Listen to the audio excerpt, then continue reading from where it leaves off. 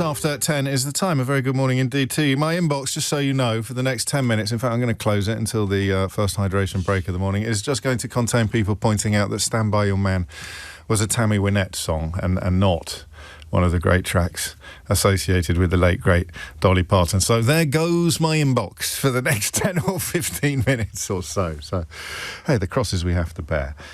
It's funny, isn't it, the way in which some people, some icons, some superstars, transcend normal conversations, the simple obituary, the marking, the poor anecdote from your favourite or least favourite presenter. And some people just make you wonder, what on earth did they possess that was so extraordinary and so special? And Dolly Parton very, very much in the latter category. So we will almost certainly turn our attention to that question a little later in the programme. I'm drawn also, I don't know why, well, I think I do know why these stories fascinate us, actually. I think we mock preppers. We like to mock preppers, people who are preparing for disaster, people who are getting ready or have been getting ready for national or even international emergencies. Because if we mock the prepper, then we sort of give ourselves a free pass on feeling frightened. If I mock the prepper, then obviously there's nothing to be frightened about. Big news in that department, which I suspect will have some people twirling their moustaches and saying, I told you so. I'd like to get onto that later in the programme as well. But we begin with something that I hadn't fully clocked. When Andy Burnham was on manoeuvres to replace Keir Starmer, and he was on manoeuvres, I think, for a little bit longer than was publicly appreciated, he was pretty careful to avoid explicitly criticising the man he sought to replace. Explicit criticism of Keir Starmer from Andy Burnham was pretty thin on the ground, up to and including and beyond the Makerfield by-election win. But when it comes to the party's position on Israel, he went further than I think he did on any other front. And it wasn't long after getting into Downing Street that he issued an apology on the entire party's behalf, claiming that the party didn't get it right in its initial response to Israel's military action. This would probably refer mostly to an interview that Keir Starmer gave in this very room, in this very studio, to Nick Ferrari, in which he appeared to, well, didn't appear to, in which he did, for that moment and in that moment, essentially offer tacit approval or explicit approval of Israel going on to commit war crimes in the Gaza Strip, suggesting that cutting off energy or water would be an acceptable response. I was in the room upstairs as this happened, and they backtracked almost immediately. Starmer wasn't that new in the job, but was he quite new in the job, actually? Come to think of it, he would have been quite new in the job. But that's no excuse. That they sought to remove that observation, that comment, they sought to disown it, but it was too late. It was halfway round the world, to paraphrase a well-known adage, it was halfway around the world before the correction or the retraction had got its trousers on. And it was for that, I think, that Andy Burnham was apologising, and it was for that, of course, that some people found themselves unable ever to forgive Keir Starmer. And as the response to the atrocities of October the 7th edged ever closer to atrocity, the sense that Keir Starmer was not responding properly or robustly to Israeli aggression, to genocide, to ethnic cleansing, to all manner of hideous happenings and deaths, of course, gathered pace. I think unfairly. I think, Keir Starmer was getting it in the neck from Benjamin Netanyahu, who remember, has people in his cabinet who are now publicly calling for innocent people to be shot to death just for sort of fun, almost, in the case of Itamar Ben-Gvir, and to be keeping, what would you call it, polite lines of communication or respectful lines of communication open with a government that contains human beings like that, him and Smotrich being, absolutely beyond contempt, was a decision that Keir Starmer took for diplomatic reasons. And it meant that he ended up getting a lot of abuse domestically from people who felt that he wasn't being anything like robust enough with regard to Israel, and extraordinary abuse from the Israeli Prime Minister and others, Benjamin Netanyahu, accusing him of pretty much every offence under the sun. I can't absolutely remember, but probably up to and including allegations of anti-Semitism, which kind of get levelled at anybody these days who suggests that maybe you could stop killing some of these people, especially the children. And of course, by refusing to join Donald Trump and Benjamin Netanyahu in the attack on Iran, he left himself open to even more criticism. Kemi Badenoch, Nigel Farage and various right-wing commentators jumping up and down to suggest that Keir Starmer had been remiss in not joining that ludicrous war, which is, by the way, still going on. And yet events, of course, have vindicated him in every imaginable way. But it meant that he found himself in this extraordinary position of being attacked by supporters of Israel for not supporting Israel enough, and being attacked by critics of Israel for not being critical enough of Israel. Which brings us to Andy Burnham and a story on the front page of the Times today, which it appears to be impeccably sourced, and which reports that Andy Burnham will soon announce robust sanctions on Israeli settlements in the West Bank. And there's the first semantic hurdle that we have to overcome, because these are illegal occupations, or these are illegal dwellings built in the West Bank in land that is not Israel's, and which ordinarily involves the removal or the expulsion of people who were there previously. Some of the violence undertaken by so-called settlers is already off the charts and getting worse. So what do you do about this? And of course, the state endorsement of this behaviour is not only sort of baked in to Netanyahu's political position and his cabinet, but it is also absolutely consolidated by recently announced plans to open tenders to construct 1,200 settler homes. So the Israeli government is inviting companies to bid for a contract to build dwellings for illegal occupiers of Palestinian land in the West Bank. And the geographical location of this development, were it ever to occur, would essentially destroy for generations any prospect of a two-state solution. It would in effect cut the West Bank in half. So the British government has a choice. The British government can either do nothing about this, which is the position Keir Starmer adopted previously, although he wasn't in power when this E1 development was announced, or at least when it was put out for tender. If you want to catch up on the detail, Noga Tarnopolsky talked us through it live from Jerusalem in characteristically clear fashion last week. So you have a choice as Andy Burnham, and the question I'm going to ask you at the end of this introduction will be, what should Andy Burnham do? And if you want, why? But I'm interested really in the first instance in what you think he should do. Andy Burnham has a choice. He can do nothing or he can do something. There may be a third way here.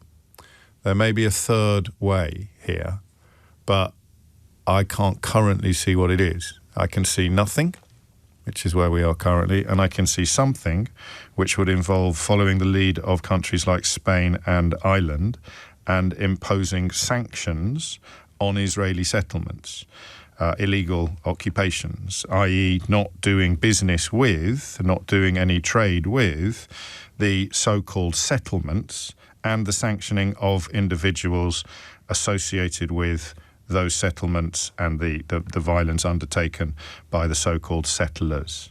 That's the choice as I see it, right? He can do nothing, which is essentially a tacit waving through of this very, very deliberate attempt to kill off the two-state solution forever and to dispossess Palestinians in the West Bank of their own land, their own, in some cases, homes. Or he can sanction the people responsible and the so-called settlements being mooted. That's his choice. Now, why wouldn't he do something instead of nothing? That's not a rhetorical question. I know the answer to this. Why wouldn't he do something instead of nothing? There are two answers to this, one of which Noga provided us with last week. One of which, it enhances the siege mentality of the far right and the extremists. It would give them more ammunition for their argument that they are fighting furiously for survival against the entire world. The details don't really matter to that kind of rhetoric. You claim that you need to do this, and therefore anybody who opposes it is an enemy of all Jewish people everywhere in the world, even the Jewish people who were as repulsed by some of these plans as anybody else is. As I say, the detail doesn't matter. So reason number one why you might not do it It feeds the siege mentality of the Israeli right or the Israeli far right, and would therefore be politically damaging to Israel's opposition, which is currently doing quite well in the polls, and that position, that positive position, would be compromised. That's the Labour Friends of Israel position, which includes senior Labour MPs and peers. It strongly opposes the settlements and supports calibrated steps against extremist settlers and extremist settler groups. But a boycott of trade with those settlements would become a de facto boycott of all of Israel. So this is problem 2, with doing something instead of nothing. What the Labour Friends of Israel don't do is lay out in detail what calibrated steps would look like. They simply tell you what they would not welcome, which would be a boycott of trade with the illegal occupation areas, because that would involve a de facto boycott of all of Israel, which would be damaging to the UK national interest, the British Jewish community, and to Palestinian workers in areas that are not illegally occupied. And then they go on to point out that with the general election coming on October the 27th, there is a danger of giving more weight to what they call the Israeli right, I'll call the Israeli far right, and therefore make it less likely that Benjamin Netanyahu would be replaced, or that the toxic elements of his own cabinet would disappear from the front line of British politics after the next election. This is what Burnham said right at the beginning of or shortly before he became Prime Minister. I know that many people feel that at the start of Israel's military action in Gaza, my party didn't get it right, and I am sorry about that. He then promised to do better. Ed Miliband last week described the plans, known as the E1 settlement, as an unacceptable and destructive act, explaining that it would cut across, and Ed Miliband, of course, is a Jewish man, would cut across the heart of Palestine and risk separating the West Bank from East Jerusalem, which would endanger the viability of a two-state solution. Britain will not stand back and accept the destruction of the two-state solution. He speaks now, of course, as Foreign Secretary, adding, in the coming weeks we will set out a comprehensive set of measures to respond to Israeli government policies to protect the viability of the Palestinian state, to target sanctions at those who participate in illegal settlement and expansion, and support a just and lasting peace for Israelis. So what have other countries done? Spain has imposed a total ban on all arms sales to Israel and on all imports of products originating from illegal settlements. If you advertise goods, you are breaking the law, or you're breaking the rules that were issued last September. Ireland passed legislation last month prohibiting the import of goods from Israeli settlements in occupied Palestinian territories. Trump administration didn't like it, although relations between Trump and Netanyahu at the moment are pretty strained. Emily Thornberry, who chairs the Foreign Affairs Select Committee, said, now is the time to act. We can't put it off any longer. They're about to put out tenders on the new development, which is the final piece of the jigsaw. It will cut the nation of Palestine in half and cut it away from Jerusalem. She explained they are trying to get these contracts signed before the elections, which they may not win. They have said they want to obliterate any chance of a Palestinian state. We have to stop it. And that's why I think the choice this morning is between doing something, and that would involve the targeting of illegal settlements in the West Bank, or doing nothing, which was the position previously adopted on this particular front by Keir Starmer. And those are the reasons why you might think that the British government should do nothing. Number one would be boosting the far-right elements of the current Israeli regime and beyond, adding to the siege mentality. The whole world is against us, therefore we have to behave like this in order to protect ourselves, even as they continue to enjoy the patronage of the most powerful country in the world. Or the other reason why you might be in favour of doing nothing is that it would be impossible to specifically target the illegal settlements without also encompassing areas of Israel's sovereignty, so the sovereign land of Israel. You would not be able to put a ban on products coming out of those very specific bits without also compromising trade with parts of that corner of the planet that are not illegally occupied by Israelis. And I wonder how easy it is to live with that second prospect, because these are all government-sanctioned now proposals. So, if the British government announced that it was going to do something in Kidderminster, and they said, well, we're going to sanction everybody in Kidderminster, it would completely ignore the fact that the government was behind the decision to do the thing in Kidderminster. So the argument that you shouldn't sanction the people in these settlements because it might affect people who aren't in the settlements is an argument that seems to me to lack circularity. It is a bit like saying, no, you can't. The government has made the decision to do this. Members of the government are actually illegal settlers. They are absolutely up to their ears in this illegal occupation. But we can't target the settlements because it might accidentally encompass areas that aren't settled but are governed by the people who are behind the plan to do more illegal occupation. And that, I think, is all of the detail that you need. So, what should Andy Burnham do? 0345 6060 973 is the number that you need. I get a lot of messages about Israel, even when we're not talking about it. And I think one great tragedy, and I consider this to be a tragedy, I fully accept that you may not, is that those of us who warned that Netanyahu and his far-right colleagues were going to lead Israel into pariah status as a consequence of the carnage that they've inflicted on Gaza and the criminality that they continue to conduct in the West Bank, that those of us who recognised the need for a sovereign and safe state of Israel, but were not, if you like, blindly supportive of everything that the current regime did, we were warning from pretty much a month after the October the 7th atrocities. We were warning that people who feel as sad and as heartbroken by the death of a Jewish child or a Jewish citizen as they do by a Palestinian child or a Palestinian citizen were being squeezed out of the conversation. And if you let Netanyahu and his colleagues conduct or lead the discourse here, and you shut down, as has been attempted but has failed, all of the people who just cannot stop feeling pain at what they are seeing, then Israel is going to paint itself into a corner that is going to take generations to get out of. And I think that's happened now. But it doesn't make Andy Burnham's decision any easier.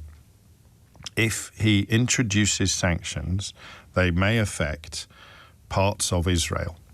They may affect parts of the Middle East that Israel is not illegally occupying. It will affect the parts that they are legally sovereign, where they are legal and sovereign. Or it might boost the far right, who, have been doing pretty well lately anyway.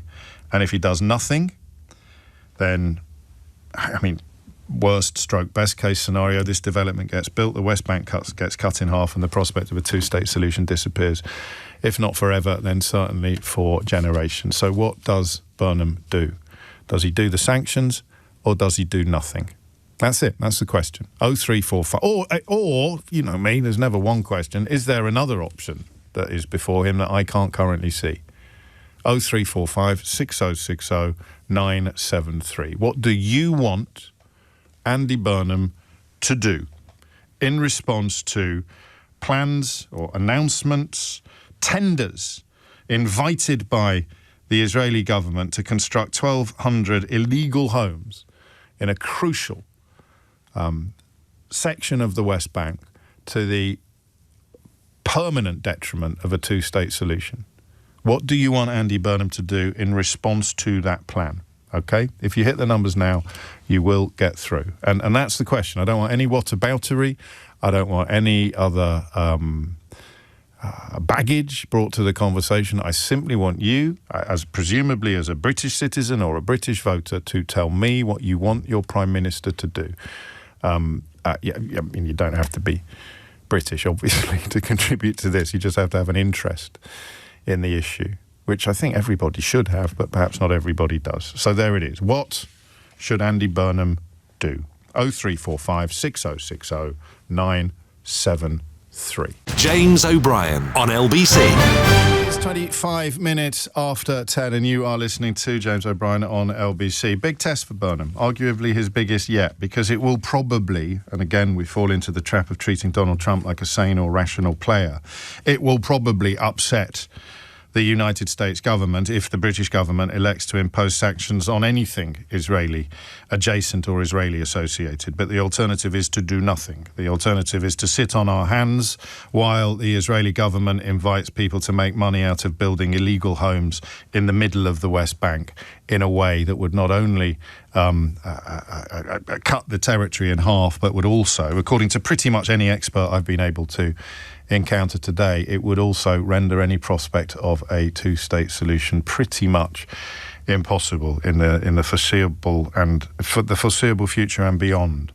And perhaps the bit I haven't articulated in the course of this introduction is the people who feel incredibly unrepresented in the British media landscape at the moment, the people who are absolutely enraged or heartbroken about what continues to go on in Gaza, where people are still being killed despite the so-called ceasefire, and in the West Bank, where settler violence is being ratcheted up quite deliberately and for political reasons by not sort of rogue players or outsiders, people who very much used to be outsiders, but people who more recently have become absolutely key parts of Benjamin Netanyahu's survival tactics, Benjamin Netanyahu's process of self-preservation. That's the real tragedy here, in that Netanyahu has co-opted people who understandably dedicate themselves, are completely dedicated to the survival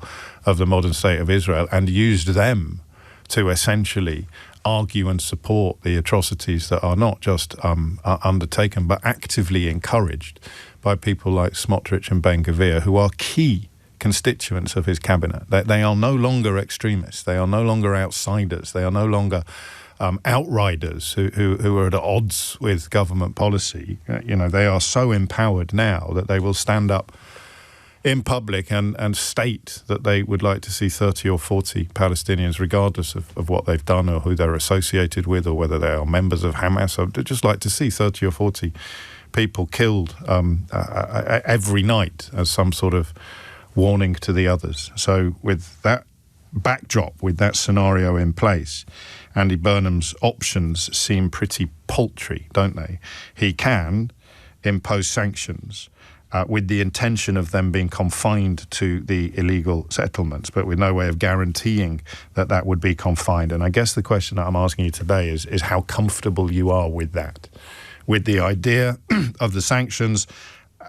In actuality, in operation, they extend beyond the original targets and do end up affecting trade with Israel, with legitimate sovereign parts of Israel.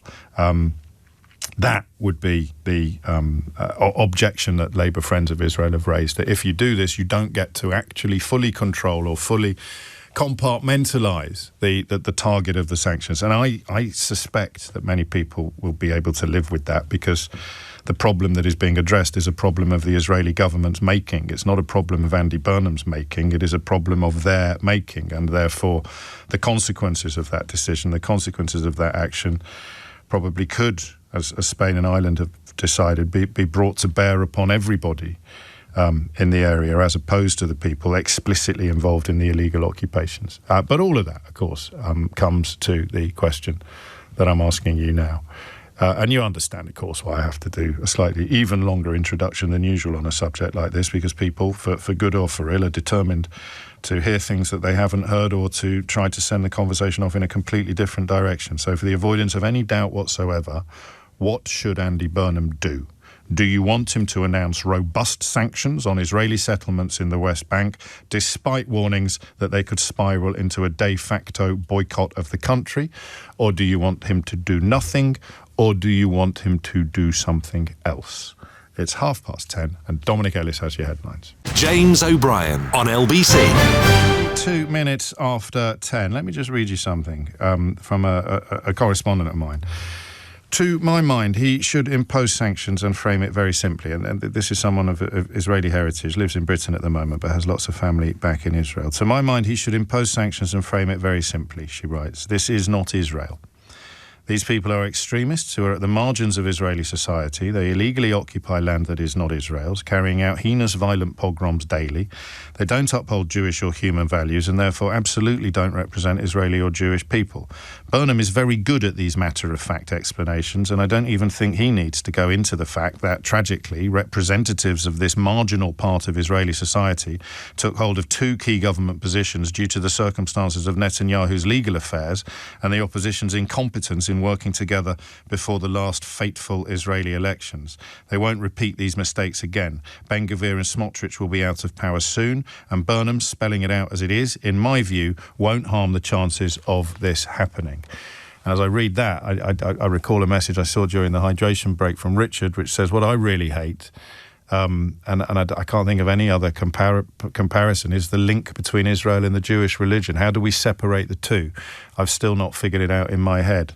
Well, that's because people don't want you to. I'll find them in the next break. I'll have messages accusing me of anti-Semitism simply for hoping for peace in the Middle East, or hoping that the far-right extremists in Netanyahu's government disappear from political life for the foreseeable future come the October election. But that message there, I think, really addresses Richard's point. You announce that you're imposing sanctions, but not on Israel. You are imposing them on extremists who are at the margins of Israeli society. They are illegally occupying land that is not Israel's. They're carrying out heinous and violent pogroms daily. They don't uphold Jewish or human values, and therefore they don't represent Israeli or Jewish people. Peter's in New Malden. Peter, what made you pick up the phone? Yes, thank you, James, and thank you for keeping the focus on this. There was a letter from 102 former British and French ambassadors last week calling for sanctions not just against the settlement, but against Israel as a whole, and against the Netanyahu government. Also calling for recognition or acceptance of the advice of the International Court of Justice and the ICC, the International Criminal Court, more aid for Palestinians, for UNRWA, the UN agency supporting Palestinians. It's a very strong letter. I recommend it to you. Did you sign it? Yeah, I was former ambassador to Jordan. I signed the letter as well. Well, before we get into the detail of that letter, it will be news to a lot of people listening to this programme. And by dint of the fact that they're listening to this programme and this radio station, they are people who keep abreast of current affairs. And yet the fact that 102 former French and British diplomats, so only two countries, 102 former diplomats, calling on their countries to jointly sanction Israel, warning in an open letter that their policy in occupied Palestinian territory threatens to permanently erase the possibility of a Palestinian state. Yeah. Were you surprised by how little coverage that got last week? Yes, it was a letter addressed to the Prime Minister and President of France. It was covered by Le Monde in France. I think there was an article in The Guardian, but it was hardly touched the surface in this country. Which is telling. Yeah, indicative. Indicative of a fear, I think, of having the conversation, even as the pendulum has swung so far that it is now impossible for almost anybody honest to defend what is going on in the West Bank. So which is why, as you referred to, the initial comments by Prime Minister Burnham and Foreign Secretary Miliband are promising, but let's see what the package contains, because it needs to be quite a comprehensive package, and it needs to make a difference. It needs to make an impact. The only way it's going to make an impact is on the prosperity of Israel and the trade of Israel, which is why a more blanket trade ban, which is what's been advocated by the French ambassadors as far as the EU is concerned. And that would involve, I mean, a scenario that affected, as the Labour Friends of Israel warned this morning, affected much broader trade with Israel, potentially affected UK businesses and undermined trade with Israel more broadly. That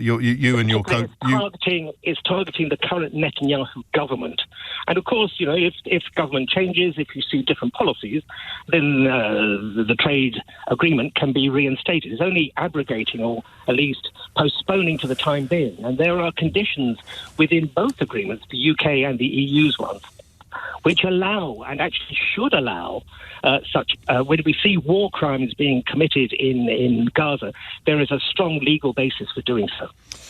Why do you think Keir Starmer didn't do more? You don't have to answer that question. You're a career diplomat, so I can't tempt you into indiscretion. But, I mean, were you disappointed, surprised, or did you see it? Go on, tell me more. Yes, because the thing that he did, which was positive, which was the recognition of the state of Palestine. But now, of course, we're seeing that state being erased. So I would have liked to have seen stronger measures and steps by the previous Labour government. Now is the time, as you said, you quoted Emily Thornberry, now is the time to act.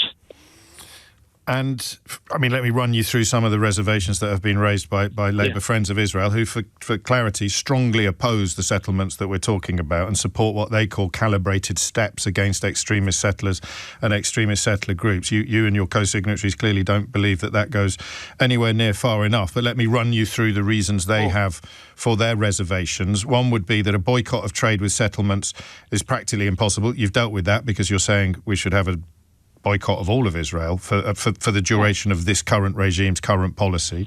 Deeply damaging to the UK national interest, damaging to the British Jewish community, and damaging to Palestinian workers.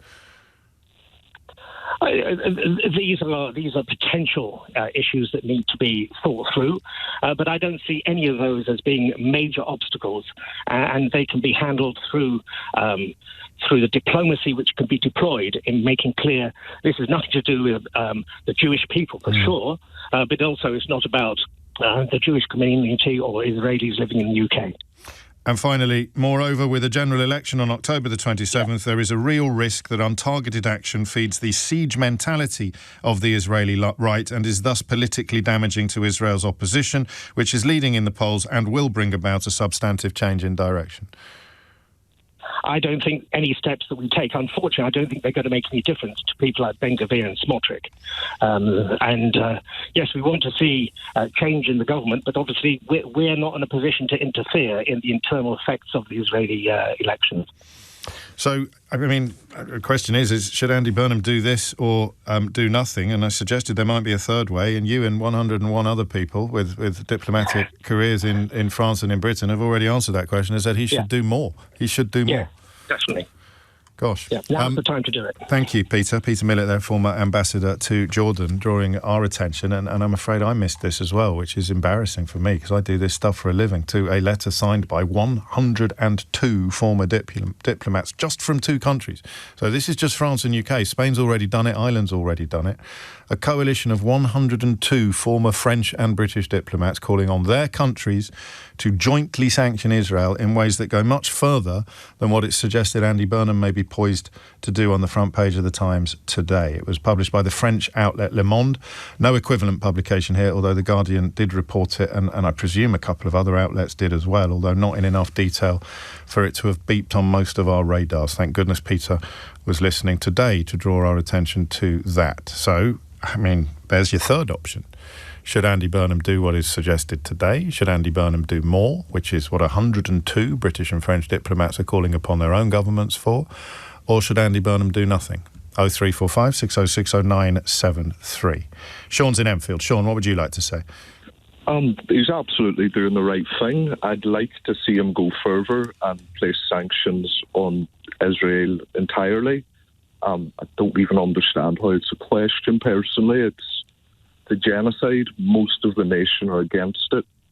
And I don't see how we can support or trade with a nation who's behaved as abhorrently as they have. So you would have called for much more to be done long before this latest illegal settlement was announced, and tenders, the government inviting tenders to construct 1,200 settler homes in circumstances that literally nobody can argue aren't illegal.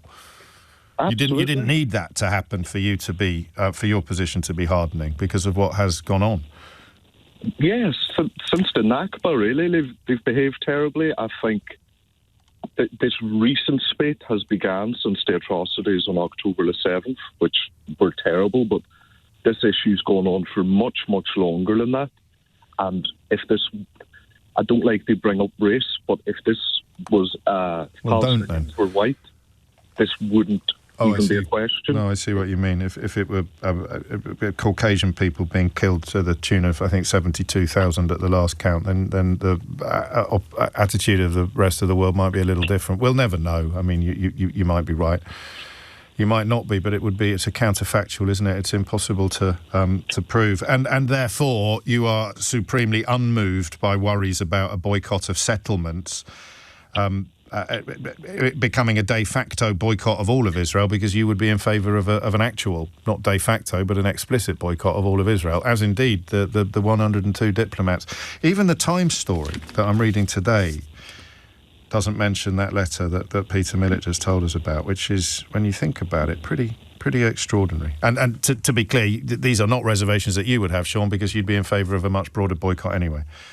Absolutely. I think it's necessary if we want to be on the right side of history. It has to be done. That this is a genocide. We have people being murdered in their thousands, and we need to do something. Yeah, although today's question isn't about that. Your rationale for answering that question brings those considerations into it. It brings, of course, the memories of the so-called BDS back to the forefront of the conversation, the boycott, divestment and sanctions movement, which was most comparable to the economic and cultural boycotts against apartheid South Africa, in which the last government, the Conservative government, was in the process of kind of outlawing it. It was going to ban public bodies like trade unions or student groups from imposing boycotts or sanctions on any foreign countries. But, of course, that got stopped when Rishi Sunak called the 2024 general election. I mean, there's another argument that you might want to examine, the idea that, this is just one example of Netanyahu's conduct, and there are already plenty, long before this latest illegal occupation, building companies were invited to submit tenders for the work building illegal dwellings in the West Bank. Long before that happened, the case for boycott, divestment and sanctions was in place. And I'll leave you with this before we head for another break. And don't bother messaging me to say I knew about it, James. I didn't know about it. I follow things pretty closely. I've had a lot on my mind lately with my mum not being well. Although, thank you for all your lovely messages. She's doing a lot better than she was a couple of weeks ago. But I still do this every day. I still come to work every day. I still read every paper every day. I still keep my eye on the news every day. I still work in a newsroom. I'm still reading the stories today about what Andy Burnham is minded to do. And in that front page Times story, I haven't turned to the fold again yet. I read it earlier, cursorily. That front page Times story about what Andy Burnham is thinking of doing, there is no mention whatsoever of 102 French and British diplomats writing to their own governments last week, calling upon the Prime Ministers to go much further. I just lead you to wonder why. That's all. Just wonder why. James O'Brien on LBC. Text, if you have any morals or humanity, writes Sheena, surely you can't do nothing. You have to do something. This is the apartheid of our time. Jesper writes, it's important to remember that Ben Gvir is wildly unpopular among Israelis. It's Netanyahu's fault that he's in there. And on a slightly different note, Rob, referring to yesterday's programme, saying, I was gutted to have been listening to your show 1 hour behind, James. I had so many good Fox stories. Just a little reminder that we deal in light and shade on this programme, although today's first conversation is very much in the latter category. So I've become a little bit obsessed with this now, partly because of my Catholic tendency to self-flagellate. How could I not have known about the letter that Peter Millett, the former ambassador to Jordan, just told us about when he rang into the programme? If he hadn't had the radio on in his car, we may not still know about it. And so I'm looking for where I could have seen it. The Guardian covered it, but it was at the weekend, which is why I missed it. That's the only British media outlet I can see at the moment who covered this story properly. Al Jazeera covered it, France 24 covered it, Le Monde in France published the actual letter, The Voice in this country covered it, the Jerusalem Post covered it, Haaretz, which is another Israeli media outlet, covered it. And yet, even as they write up today in the British media, reports that Andy Burnham is poised to announce robust sanctions, they managed to omit, because quite possibly they missed it as well. I'm not necessarily suggesting anything more sinister has gone on here. They managed to omit the fact that 102 French and British ambassadors, actual ambassadors, have urged their own governments to do much more than Andy Burnham is currently minded to do. So pretty hard to argue against what he's planning to do, given that many of the experts in the area of diplomacy think that he should go much further. Ethan is in Holloway. Ethan, what would you like to say? Hi there, good morning. Yeah, I think he needs to go much, much further. Sanctioning settlements in the West Bank isn't nearly enough. But look at the coverage. Sorry to interrupt you, but I mean, Starmer probably did his biggest mistakes as a consequence of paying too much attention to the coverage, while apparently seeming not to care unduly about it. He obviously did. Just think of winter fuel allowances and stuff like that. The coverage today is divided, and that's about Andy Burnham going nowhere near as far as these 102 former ambassadors want him to go. So he has to take that into account. Metrics, optics, reporting, PR, doesn't he? Yeah, because he's lost people on the left. Yes. People like me. He's lost teachers. He's lost trade unionists. He's lost people who have, even a morsel of scruples about issues like this, about issues like human rights. And I just like to challenge the idea made by a previous caller that these people are on the fringes of Israeli society, that they're just the wackadoo people. Hang on a sec, that was by an Israeli citizen. I know, and they're wrong. Okay. So I would just like to say that, and I'll make the case. I disagree with you. I'm going to let you make your case, but just for the record, I disagree with you that the people, the settlers undertaking violence, I don't think are popular among the Israeli public as a whole. And one of the arguments against not sanctioning them is that it gives them a kind of victim status that might, it is argued, make them less unpopular. But you are perfectly entitled to make your case. James, can I ask you, how many years has Bibi been in power for? How long has he been Prime Minister at different times throughout his life? And he's brought in these extremists in order to sustain his own survival. In an ideal universe, even he wouldn't have done that. But they are unpopular people, Smotrich and Ben-Gvir. But we're getting a bit waylaid, I think. Bibi's been in power for 18 years. Okay, at different times. That means he's overwhelmingly popular. Okay, people know what his agenda is. But we weren't talking about him, were we? We were talking about the settlers and about Ben-Gvir and Smotrich when we were talking about outsiders and extremists. It's not just restricted to them. He is part of he is a leader of the Likud party, which is the conservatives in Israel. Well, again, I know all this, but the point that you're addressing, I don't like interrupting you like this because you'll think that I'm badgering you, but you've just missed the point. The point that you're addressing from a friend of mine, in fact, who emailed me, was simply to say that the people undertaking the pogroms, the heinous, violent pogroms, do not uphold Jewish or human values. They do not represent the Israeli or the Jewish people. They are extremists who are at the margins of Israeli society. She was not talking about Benjamin Netanyahu, so it's pointless for you to pretend that she was. No, wait a minute. They are part of his government. They're part of his cabinet. Yes, we know all this, Ethan. Can you just wait a second? Well, okay. Please wait. Give me some latitude here. Well, you've spoken more than I have in the course of this conversation. Please, but I've been cut off. Please just give me a little bit of room to make my case. You haven't been cut off. I'm just pointing out. You said I want to address your previous contributor, and you've completely misrepresented what she said. That's all. No, I haven't. You have? I haven't.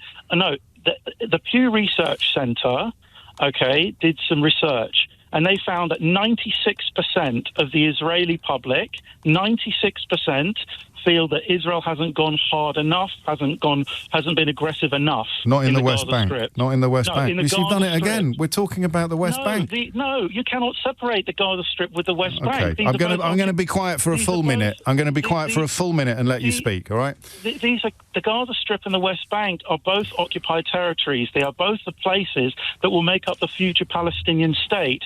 So disconnecting them in the way that you have, I don't think is helpful. The Gaza Strip and the West Bank are necessary for the establishment of a Palestinian state. Israeli attitudes have become increasingly right-wing, increasingly reactionary. The fact that Bibi Netanyahu is known as King Bibi in Israel because his premiership has gone on for so long speaks to the idea that he and the people who he is associated with are actually quite they've become the mainstream. The centre ground of Israeli politics has shifted. The entire Israeli left has been beaten into the ground. it's a lot more worrying than you might imagine. And my parents live out there, and they're very liberal. They're part of that jazz listening, coffee drinking society. but you know what I mean, James. But they are not representative of what goes on more broadly in the country. It's extremely worrying. And everyone likes to quote Ben-Gvir and Smotrich. They're not the only ones. What about the Minister of Antiquity, who called for a nuclear strike on Palestinians? I mean, right back at the beginning of the invasion of Gaza. Yeah. What about Yoav Gallant? I mean, it's the entire cabinet. It's the entire cabinet. There's this tendency to think that, it's just a bunch of wacky people on the right. It's so much worse than that. It's so much worse than that, James. I've seen it over, as a person from the Jewish community, I've seen it over the last 20, 30 years. It's gone further and further and further down that right-wing rabbit hole. The political landscape of the country is barely recognisable. It's radicalised. Absolutely. I think the reason I was pushing back at you, and I was wrong to do so, I thought you were going off down a rabbit hole that you didn't actually then go off down. So my apologies for that. I haven't double-checked the Pew research, but I know the massive plurality of polling shows support for what has gone on in Gaza. But is it entirely wrong, then, to point out, as most people I know who would be part of your parents' demographic in Sure. Israel, is it entirely wrong to point out that Netanyahu, that Smotrich and Ben-Gvir are historic outriders that Netanyahu has simply co-opted in order to protect himself? It's entirely wrong to point that out, because you see that entire cabinet as homogenous. Yeah, I'll explain it this way. Yeah. These people come from, they are the ideological legacy of someone called Meir Kahane. And Meir Kahane was a fascist rabbi, and his party, Kach, they were outlawed by the Knesset, by the Israeli parliament. They weren't allowed to be a political force in Israeli politics. And now Kach's legacy are those very people who currently sit in Bibi's cabinet. That party, I know this, has now been mainstream. Mainstream. I do understand this, and of course the people who were involved in the assassination as well, of course, are now represented in the cabinet. I do understand all of that. And people like that. Yeah, I know. And the thing I'm just asking for your help with is your confidence. I mean, in a way, now that I'm even framing the question, it begins to sound a little bit ridiculous. The idea that we can separate Netanyahu or Gallant or other members of the cabinet from these two toxic characters, that's actually a red herring, isn't it? And that's something that absolutely. That's why I wanted to call in, because I think you're one of the people on the station that sees it the right way. I don't think there are many, okay. But I think it's really important to recognise what we're up against here. This is a really particularly toxic and malignant, and I do say fascist, government in Israel. And I don't mean that as a pejorative. I mean that as a politics teacher. It's fascistic in the Italian sense. It's especially dangerous, and they are destroying what is left of Israeli liberal, left-wing, secular politics in that country. What do you think is going to happen on the 27th? I'm not hopeful. I think things will get worse and worse because of the kind of conversation we're having now, which is, how far should the sanctions go? Yeah. Should we impose sanctions at all? I mean, these settlements have been going on since 1967. I mean, in the West Bank, in the last 10 months, Israel's killed 1,000 Palestinian civilians. 1,000. This is we're so late to the party. The whole world is so late, and they've not done nearly enough to hold Israel accountable and the United States accountable We have a Labour Party that is genocide complicit, and I would also say pedophile adjacent, but genocide complicit even worse. That's a reference to the Jeffrey Epstein story and Peter Mandels's involvement in it. Just to clarify, because I don't want people to take away the wrong idea from that. I just read you a message from Edward, actually, because I hope it sort of makes you smile. He says, it just goes to show, James, that sometimes you really should just be quiet and listen. I don't know what... I thought you'd like that. I don't know what the takeaway is from this for people listening. The idea that you can no longer talk, or we should never have talked about the current Israeli administration, the current Israeli regime, as being an essentially or a plausibly decent regime that was being polluted and co-opted by toxic characters that Netanyahu needed to keep close in order to keep himself out of jail, potentially, or in power more obviously. We should never allow that narrative to take. We've been that kind of analysis. You know, I was having conversations with people around dinner tables, you know, in the 90s with that, you know, it's the Israeli party list system. There are kingmakers on the political extremes, and that's how their politics is. And, you know, the settlers have to be kept on side. Otherwise, you have a fragile coalition that's prone to collapse. That's old. That argument's 35 years old. We can't keep going around and around. We need a left-wing leader who is strong, who stands up for human rights, who has the strength and the strength of character and personality to take on Trump, to take on Bibi, who isn't afraid to damage the British weapons economy, God forbid, and put human life first. And as Jewish people, my God, we should know this. We shouldn't be, people in the UK shouldn't be supporting this, people who are from my community. How common are you? Go on, sorry. It's because, you know, my grandfather was in Innsbruck-Birkenau concentration camp that I feel passionate about, you know, standing up to genocide. It's not because of him that I'm going to sign on for it. It's the history of our people that screams that we have to stand up against it when we see it. How because it's a peculiar fascination of mine that the media failing to report on that letter from the ambassadors last week, and not even reporting on it now as they contemplate Burnham doing something that you would obviously consider to be, and now everyone listening would probably agree with you, completely inadequate and far too late anyway. But how common is your position among your community, if that's a question you're comfortable with?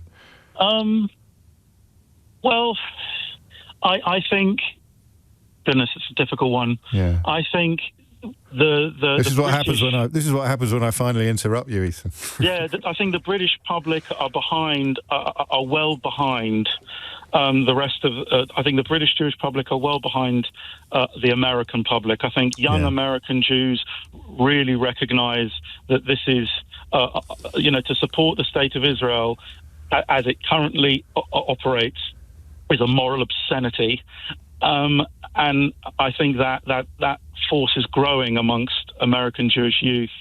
But I think a lot of British Jewry still clinging to this idea that somehow this behaviour by the State of Israel is justified. And I think it comes in part from massive ignorance, a massive kind of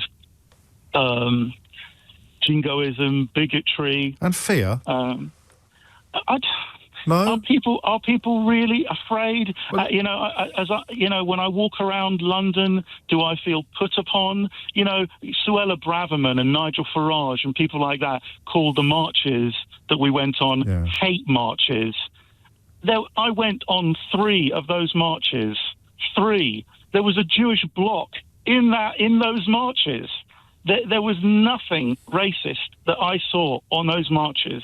Not one banner, not one sign, not one slogan that I heard chanted. And I think the way that peace marches have been characterized by the chief rabbi in this country and by right-wing elements and by seemingly liberal elements like Keir Starmer, who did next to nothing to help the Palestinian people throughout this travesty. I mean, it's beyond the pale. I've got other questions I'd like to ask you, but I'm 7 minutes late for the news, so I can't really. Just one quick one, even though Eleanor is... what word do you use a word instead of settlers when we're having... I know it seems trivial, but semantics, words matter. You know that as a politics teacher. What do you use a different word yourself? I know why you're saying that, and it's a great point, because they're not settling anything. Yeah. The land has been lived upon and cultivated and farmed by Palestinian farmers for decades and decades and decades. At the turn of the 20th century, all of Palestine, 90% of Palestine was Arab. So they shouldn't. I think it's the language is wrong. They shouldn't be called settlers. They should be called fascists. They should be called invaders. They should be called criminals. And I appreciate you probably can't say that on radio as a presenter, but that's what I would call them. I would call them... You've told us. Yeah. I would call them what I've listed. Thank you, Ethan. It is 7 minutes after 11. James O'Brien on LBC. Hello. The next break's in 4 minutes' time. That's how badly we crashed the news as a consequence of listening to Ethan, which is a call that has prompted an extraordinary response from you, 99.9% positive. And of course, as many of you are pointing out, I wouldn't have had to go to the news so late if I hadn't. I get nervous during these conversations, and I think some of the reasons for my nervousness were articulated by Ethan. I am not Jewish. There are things that I am reluctant to say, that somebody with a background like his, and of course until halfway through the conversation I didn't even know what his heritage was. But it is much harder to navigate some of this territory. And the reason I used the word fear during that conversation was because of that phrase that people do tell me, in good faith, with their whole hearts. Israel is the place that we go to when it starts happening again. And I do think that's a large part of the defence of Netanyahu's regime that veers into the irrational, or to use a phrase of Ethan's, the genocide adjacent. I do think that's an impossible thing to unravel. Certainly for me it is, and next time I speak to Ethan, remind me to ask him about that, because that's why I use the word fear as opposed to some of the less sympathetic words that he used. I would say accurately.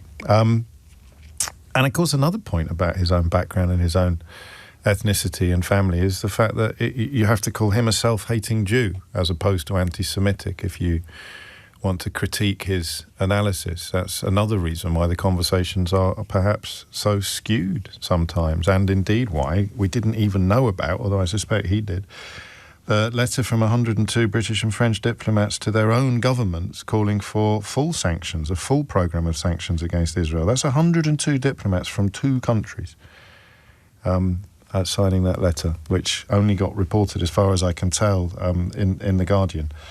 And yet here we are, discussing Andy Burnham potentially introducing a programme of much softer sanctions without any mention whatsoever of what was national news in France earlier this week. 13 minutes after 11. That's why the phones are the most important part of this show, because you never know who's going to be on next.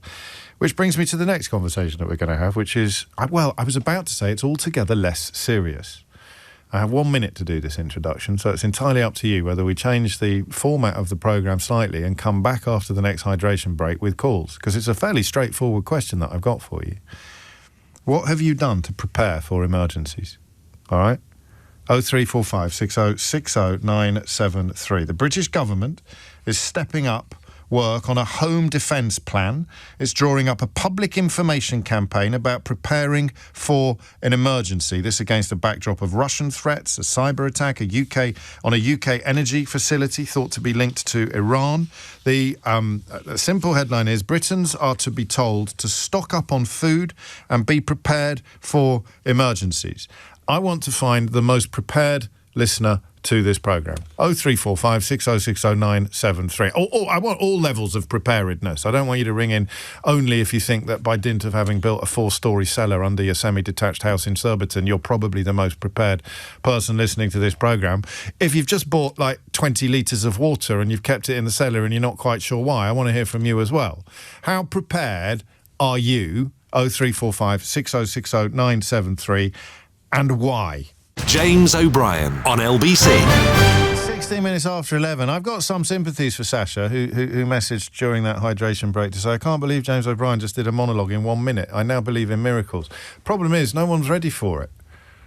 You expect me to go round the houses before you ring in. I want you to ring in now, literally now, and tell me how prepared you are. Shall I wait? We could play some sort of emergency alert. There's not a great deal else I can say, all right? Financial Times had this story yesterday. The Cabinet Office will lead, and it's going to set out ways that you can prepare for extreme weather events and potential attacks from hostile states. You might want to stock up on bottled water, basic supplies, knowledge about how to cope. And I just want to know how prepared you are. I came home about a year ago. What would it have been about a year ago? And we've got a cellar. It's a wonderful thing, our cellar. It's not as good as next door's. Next door's cellar goes back to the house that was on the land before we were. It's almost like a wine cellar. It's fantastic. We've got a little cellar. It's a coal hole, effectively. And I went down there for some reason, and I said to Mrs. O'Brien, what's all that water? What's all that water? You know, the big square bottles of water. And she'd read something about how important it was to have some water stored. So she'd ordered it. Or she'd picked it up from Morrison's, I don't know which. So I think it's still there. We've got about 10 litres of water in the cellar. Well, what good is that going to be to us? And the answer is, well, if the water goes off for 2 days, quite a lot, actually. But then once you start preparing, once you start prepping, where do you end? Because if you're going to start making decisions based upon, what's the word that I want? Emergencies, then, in a sense, you can't go too far. Which is why we mostly do nothing. Or we take the mickey out of people who do it. Because if we take the mickey out of them, then it means we don't actually have to think about the thing that they're preparing for, which we should by rights be frightened of. So the government is going to do this. The British government is going to tell British people to stock up on tinned food and to take steps to ensure that we are prepared for national emergencies. There's a government campaign on the way. You're talking about bottled water. You're talking about tinned food. You're talking about basic supplies and knowledge as well. I don't know what knowledge you'd put on the list. I'd ask you, what knowledge would we need to survive? And this is so that immediate government resources can be reserved for the most vulnerable. So think about cyber attacks on things like energy sources. Think about extreme weather events, heat or flooding that actually impacts, it affects transport, it can affect anything. It responds, or it follows, an internal reassessment of government preparations for a military attack by a hostile state. But it speaks directly to what you can do in your home. So that's the question, really, at 19 minutes after 11. I want to know what you've done. I want to know how prepared you are for, it was originally called doomsday prepping, wasn't it? For an emergency. Not for doomsday, because you're not going to survive doomsday unless you've built some sort of nuclear bunker. But are you already on the case? Have you already taken measures to ensure that you and yours will be able to cope with national emergencies, whether they are weather-based or cyber-based or anything else? And that's really what I want to know. I also want to examine your psychology a little bit. Why are you ahead of the curve on this? What is it that you fear most? And what is it that you've done in order to ensure that you won't be as badly off as everybody else? I know it's to do with COVID, but why is everyone talking about toilet paper immediately? What happened there? We're a bunch of idiots, aren't we, really? I'm talking about humans. I'm not being specific to these islands. Where did that come from? Oh, we might run out of toilet paper, so I'll go out and buy 50 rolls of toilet paper. Some people still haven't got through all the toilet paper that they hoarded at the beginning of COVID. Was it a magnificent marketing campaign by Andrex? Or was there actually a reason behind it? We all went out and bought toilet paper. Why? I mean, of all the things that... I don't want to be indelicate, but of all the things that you could probably improvise, I'd have thought toilet paper would be quite high up on the list, unlike many, many other things that you wouldn't be able to improvise at all. But anyway, there it is. We're looking at the threat of flooding, the inadequacy of government planning, the fact that we have never really considered ourselves to be at risk of anything serious, and therefore we've never really done anything about it. You could have a Russian attack on NATO countries within 4 years. That's what Keir Starmer warned about, based on Western intelligence assessments. You've got the very recent experience of what extreme weather can do to all of us. You've got the wildfires last week. I mean, there's an example. I don't know what prepping you could do to cope with a wildfire, but it would be some sort of emergency grab bag, wouldn't it? I read a lot of spy fiction. Most spies have got what they call a go bag. Well, Lucy talks about a go bag, doesn't she? Lucy Easthope, who writes about this. She's an emergency responder. You have a grab bag or a go bag, and therefore, I'll tell you something. I was in Kidderminster at the weekend. My sister could see and smell the smoke from Stourbridge. I think of Stourbridge as being quite far away from Kidderminster. It's technically not, as the crow flies. But when my sister told me that from her bedroom window in Kiddy, she could see the smoke, and because she'd left her window open, she could smell it. And the local WhatsApp group was swapping details and updates on what was going on.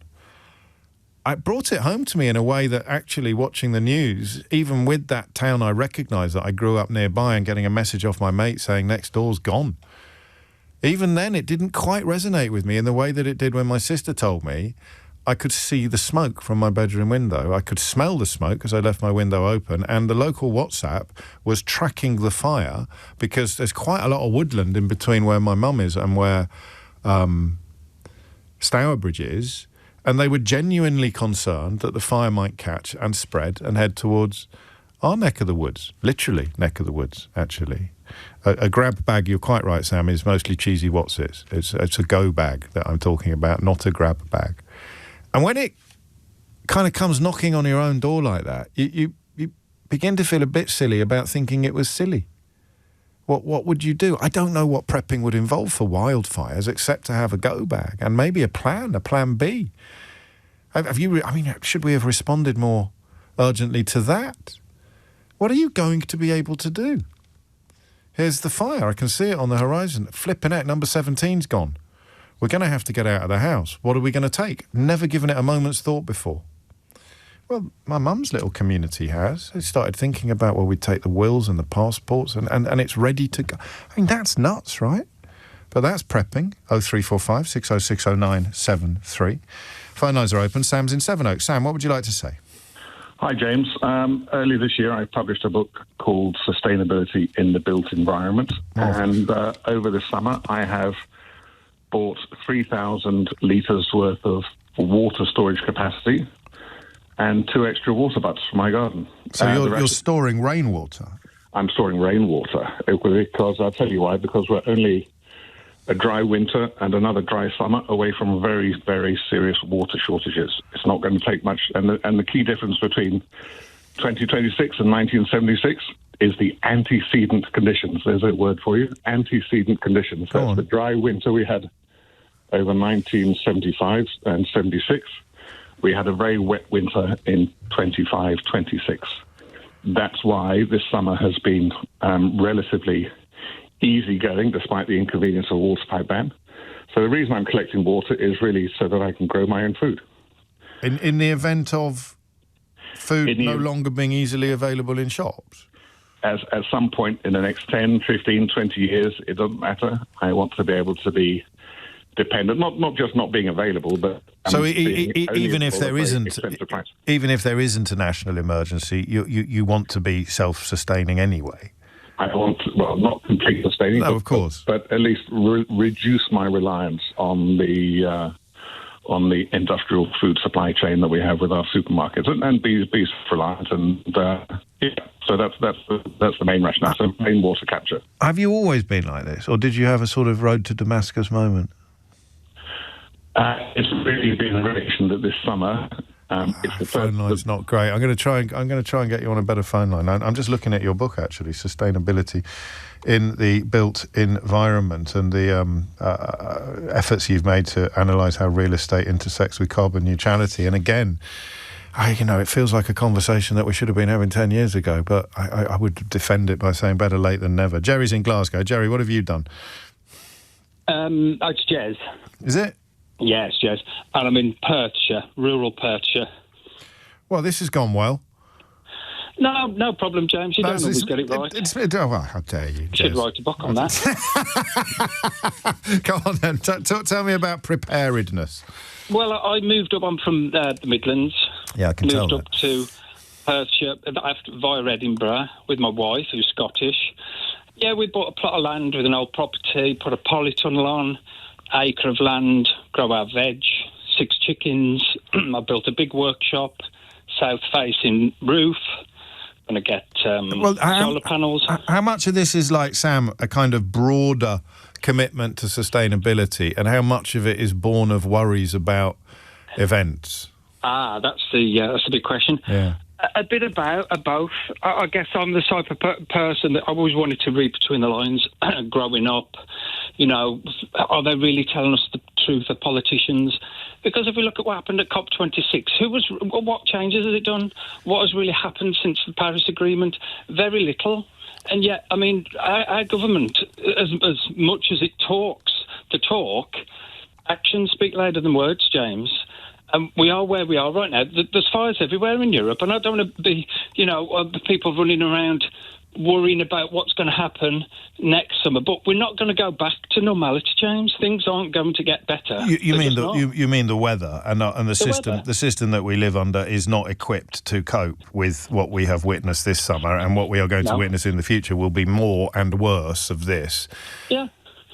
Well, you read that there's plenty of books out there, James. So you've gone off grid then? Some of the people on this. Sorry? See, here, because, I mean, historically, there's a tendency to mock people like you, isn't there? Because we use words like off grid, or you talk about getting out of the matrix or whatever it may be. And I mean, governments do not tell us everything, but I don't believe that they're embarked on some sort of mass program of misinformation or reprogramming. But it may well be that they're not telling us the sheer scale of the risk, because the country wouldn't cope with the consequences of our human responses to that. But you've got a polytunnel and chickens. Yeah. I mean, look, I suppose what I'm suggesting is, how many chickens have you got? Only 6. We've got, unfortunately, up in Perthshire, we've got polecats, pine martens, and the pine martens have taken 2 of our chickens.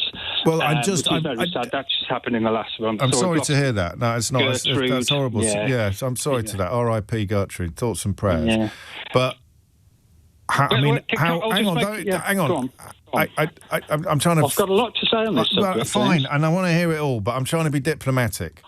Yeah. Because I'm running through what you've told me. You've got a polytunnel and 6 chickens. I'll give you a week. I'm not claiming to be self-sufficient. No, I know, but I'm saying you would need acres of land. But what are you prepared for? What are you prepared for? First of all, my wife went and studied CAT down in Wales, Centre for Alternative Technology, eco-buildings and all that. So this is the first thing we want to do. Yes. We want to be sustainable, low impact, all of those things. So it just comes natural that if we can produce, we have chickens that produce eggs, we sell some of them at the bottom of the driveway, we grow vegetables. Okay. During lockdown, our neighbours were buying our vegetables off us. But what are you prepared for? Well, for one, the climate change. But I don't know that you are.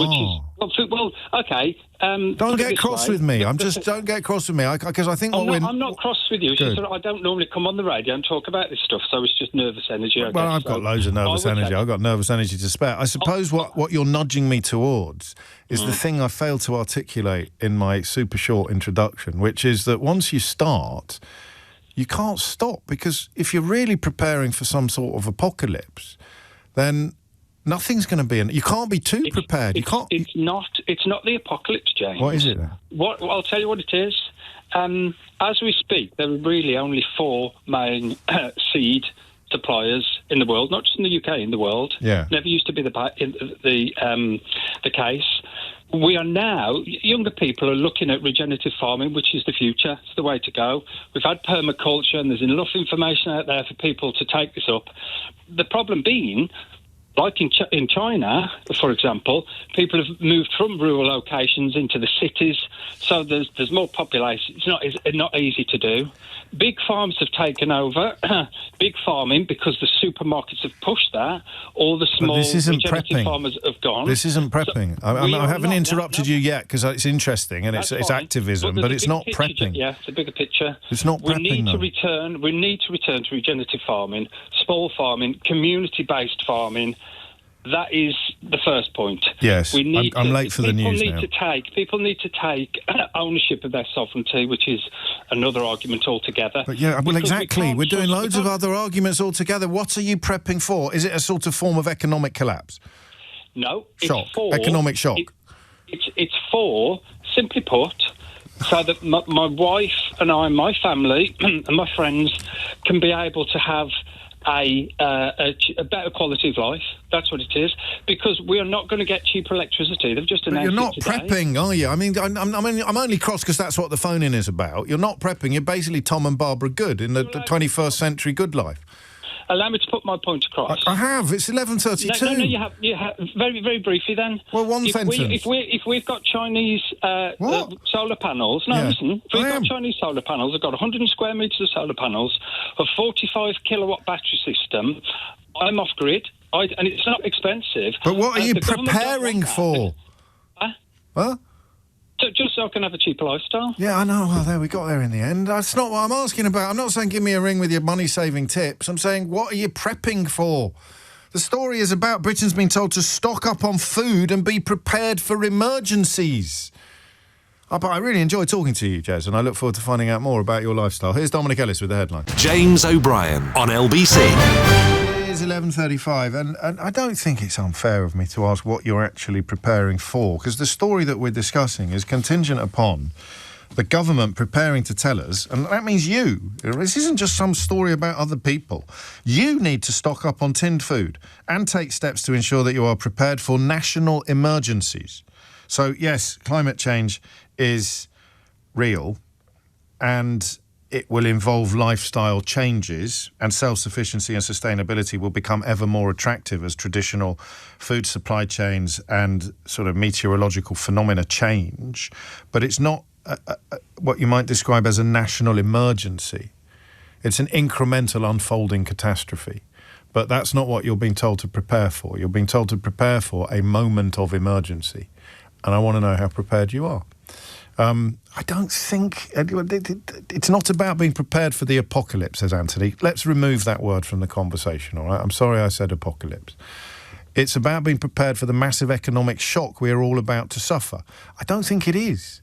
It's about being prepared for the tap's not working because there's been a cyber attack upon a water treatment plant. It's about being prepared for the shops not opening or not having any food in them if they do because there's been some sort of either military or cyber attack on crucial fulfillment centres and supply chain hubs. It's about being prepared for an emergency. And I want to know what you've already done. 03 zombies. Everyone's telling me zombies and toilet paper. Do you know what this hour is? This is the zombies and toilet paper hour on LBC. This is why I don't look at my messages anymore, except during hydration breaks. If I was being distracted by my messages, all I'd be talking about is zombies and... Why did we hoard toilet paper? And of course your local council doesn't have a plan in place to deal with a zombie apocalypse. This is about real emergencies and your preparations for them. 0345 6060 973. Stop making me feel like a school teacher. We'll talk to Georgie in a moment. After that, or rather at 11:45, Jason Farrell from Sky News will join us. Use that phrase again this week with a very heavy heart, the people who run towards danger when the rest of us are minded to run away from it. Used it in the context of PC Tom Clough and PC Matthew Blades killed in that crash on the A66, which continues to reverberate the context and the background to that story. But Jason has been with people, and quite rare access, in fact, to the police officers who really do rush at speed towards the most dangerous scenarios, the most dangerous things currently unfolding in the capital at any given moment. He's been with the Metropolitan Police's firearms unit and has been with them for months and has now reported back on what their life is like. And in the aftermath of Chris Cabba's killing, talking to people who essentially don't come to work to be sent to prison and charged with murder. It's an extraordinary piece of journalism that Jason will be introducing you to shortly. Before that, Georgie's in Deptford. Georgie, what have you got? Hi, James. How you doing? I'm all good.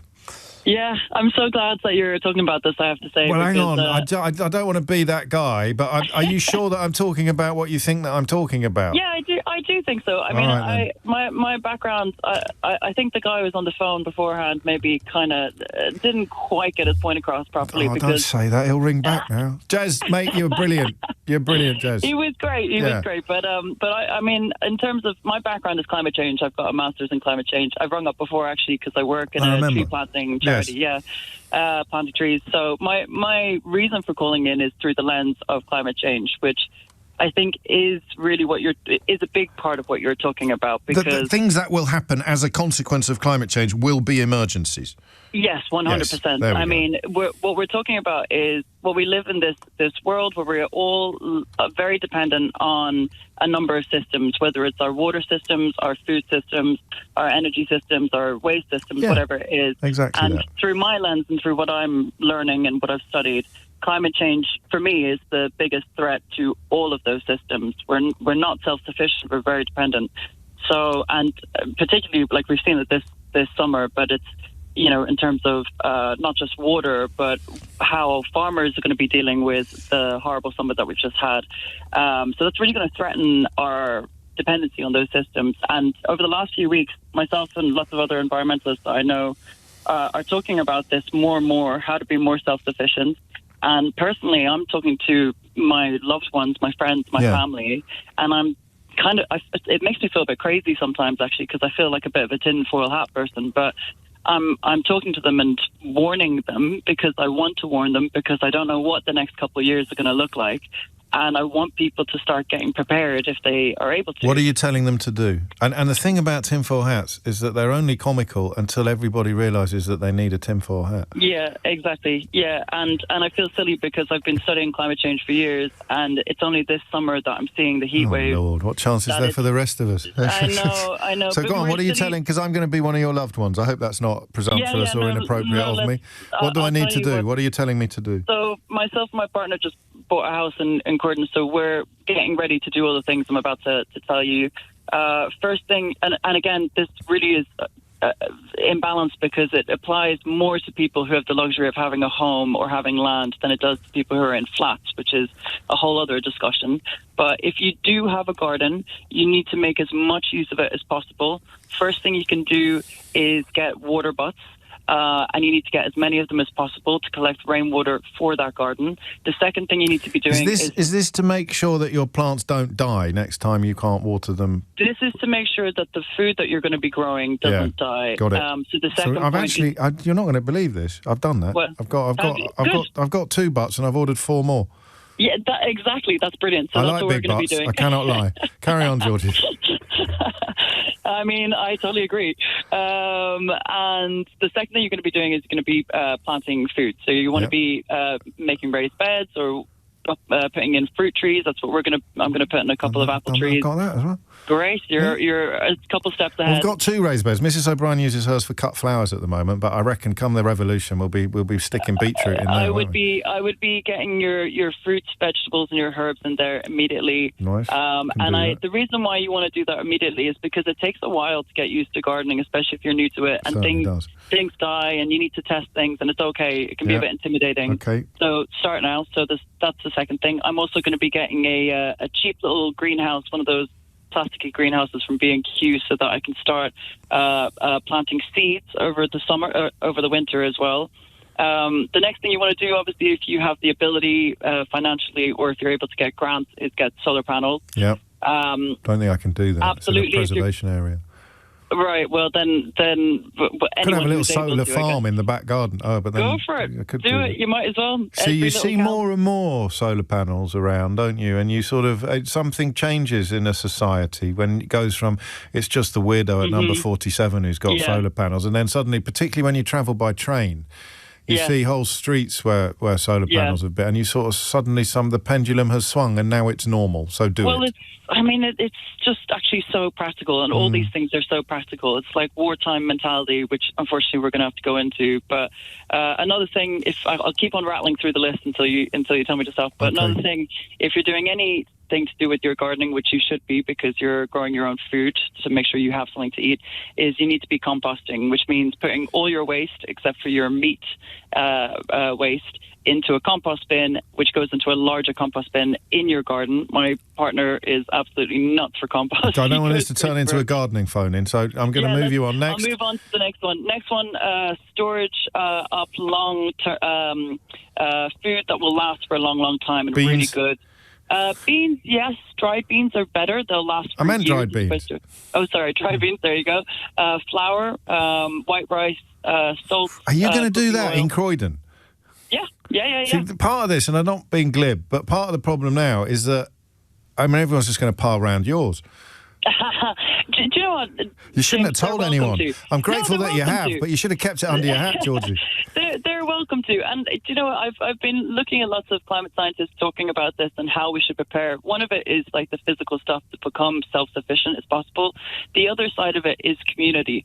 So I saw one climate scientist, I can't remember who it was, on an interview talking about how you need to know your community. You need to know who on your street is maybe older and going to be struggling and needs more attention, or maybe not as physically able to and needs help as well. We discovered this spirit during lockdown, didn't we, actually? Because I was about to be a bit pessimistic then, but we did okay during lockdown when it came to looking after people and leaving stuff outside people's houses. Imagine lockdown with rations on your food, but instead of being locked in your house, you can actually go around to people and help. Them out.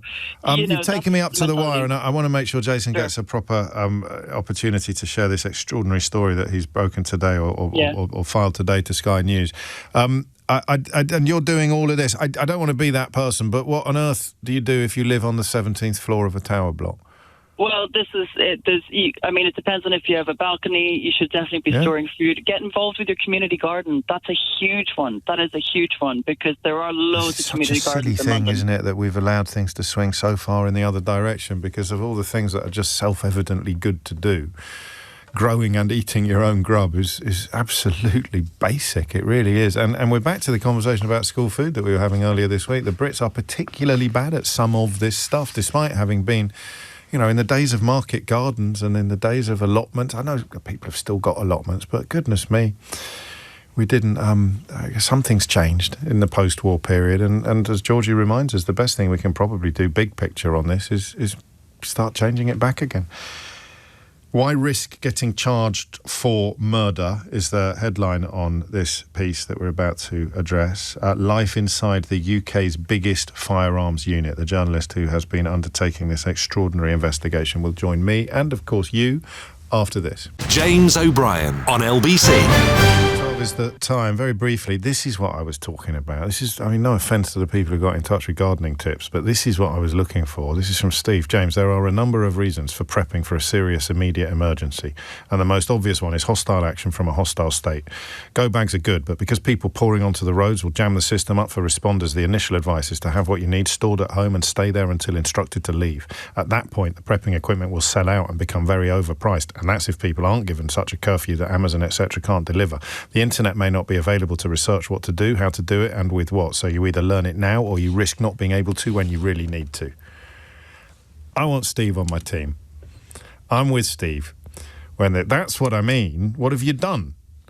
I may stay with this conversation, but before that, and that will be after 12 noon, before that, I want to reintroduce you to the home editor over at Sky News, Jason Farrell, who's joined us a few times over the years because he has a knack of filing extraordinary stories to Sky News, which we can then piggyback on, like, seagulls following the trawler. And this is a story that LBC was obviously all over, Jason, or rather, one of the reasons why you've undertaken this inquiry is because of the shooting of Chris Cabba in September of 2022 and the subsequent ordeal of the police officer who fired that single shot to the head. So we begin effectively, and indeed your report begins with you on patrol with Trojan 1.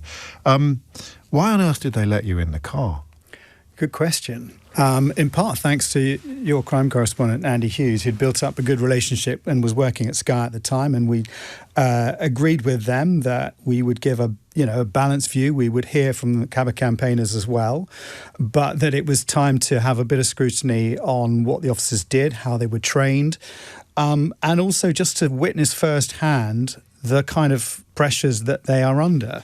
And sitting in the back of Trojan 1, which is the vehicle with oversight of all of the firearms operations in London at any one time, and you see how magnetically drawn it is to anything dangerous happening in London at any one time. And there's always something happening in London, be it a shooting, a stabbing, an acid attack, someone with a crossbow, and you're literally flying from one point to another and seeing how these teams operate. But the fascinating thing, obviously, was doing that in the light of the fact that one of their own officers had been charged with murder. And we knew very little about the mood and the feelings within MO19. We knew that many officers, around 300 it was estimated, put their guns down at that time, and it caused problems for the firearms unit. But we'd never really spoken to them or heard from them. So to sit in the back of the vehicle and get their opinions on what that was like and how they felt was a real eye-opener. Because they wanted to be humanised, I think, perhaps. Yeah, because they are human beings, and they are incredible human beings in the sense that, I mean, imagine if you or I went back to our wives and said, look, we've decided as a job what we're going to do is go with guns to the most dangerous things happening in London. And this was an added point to that job, which is, and by the way, if we open fire, we might end up being charged with murder. Yeah. Our names might be made public, and you might be at risk then because the criminals who we deal with will know who you are. So those were the things that officers were conveying to me.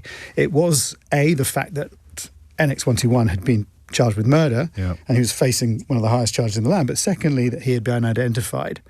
And that caused particular upset among his colleagues, because, as you say, it makes everybody else identifiable as well. And I notice you don't name him. I mean, you've had to in the report, and you may do in the course of this conversation because you're a proper journalist, and I'm not. So I made a point at the beginning of not saying his name live on the radio because of precisely those concerns. Well, I knew those were the house rules here. Did you? In your manner, thank you for respecting them. Yeah, I did. I did, but I do name him in the report because it's part of it. It's part of the story. And we go through it and the impact that has on the officers on the ground. So what they're hoping to achieve is clarity and even perhaps sympathy? Well, I'm not sure what they're hoping to achieve. What I was hoping to achieve was an understanding of how they're trained, actually, more than anything, on when to make that decision, when to pull the trigger. And how they go through that process and what happens afterwards. What were you most surprised by? What were you most taken aback by? I mean, one of the things that surprised me was statistics on it, that we looked into it, and in 40,000 operations in 10 years, only 130 shots had been fired by the Met Police, 80 of them at terrorist incidents, 50 of them at one terrorist incident alone, that was the London Bridge attack. And actually very, very few shots are fired over the course of a year, usually less than 5 a year. Last year, no shots at all fired. So there is, and you do see the levels of restraint. And I think the other thing that really surprised me was just how well trained they are in first aid. So a lot of bandaging, people, they're much more likely to reach for the first aid kit in their vehicles than they are their weapons. That's really interesting, isn't it? So they've got oxygen, they've got defibrillators, they've got tourniquets. I think when you were with them and they arrived at the scene of a stabbing, the injured man didn't want the officers to cut off his clothes, but they did so, and then they find a wound under his armpit that could have been very, very serious, and they've got a specialist bandage to deal with that potentially punctured lung immediately. Yeah, and you see them go through that process. And it's interesting, just so as the process of a journalist, it took us ages to get that footage from the Met. They weren't willing to hand it over. And I said, well, why not? You'd think that would be good PR for them.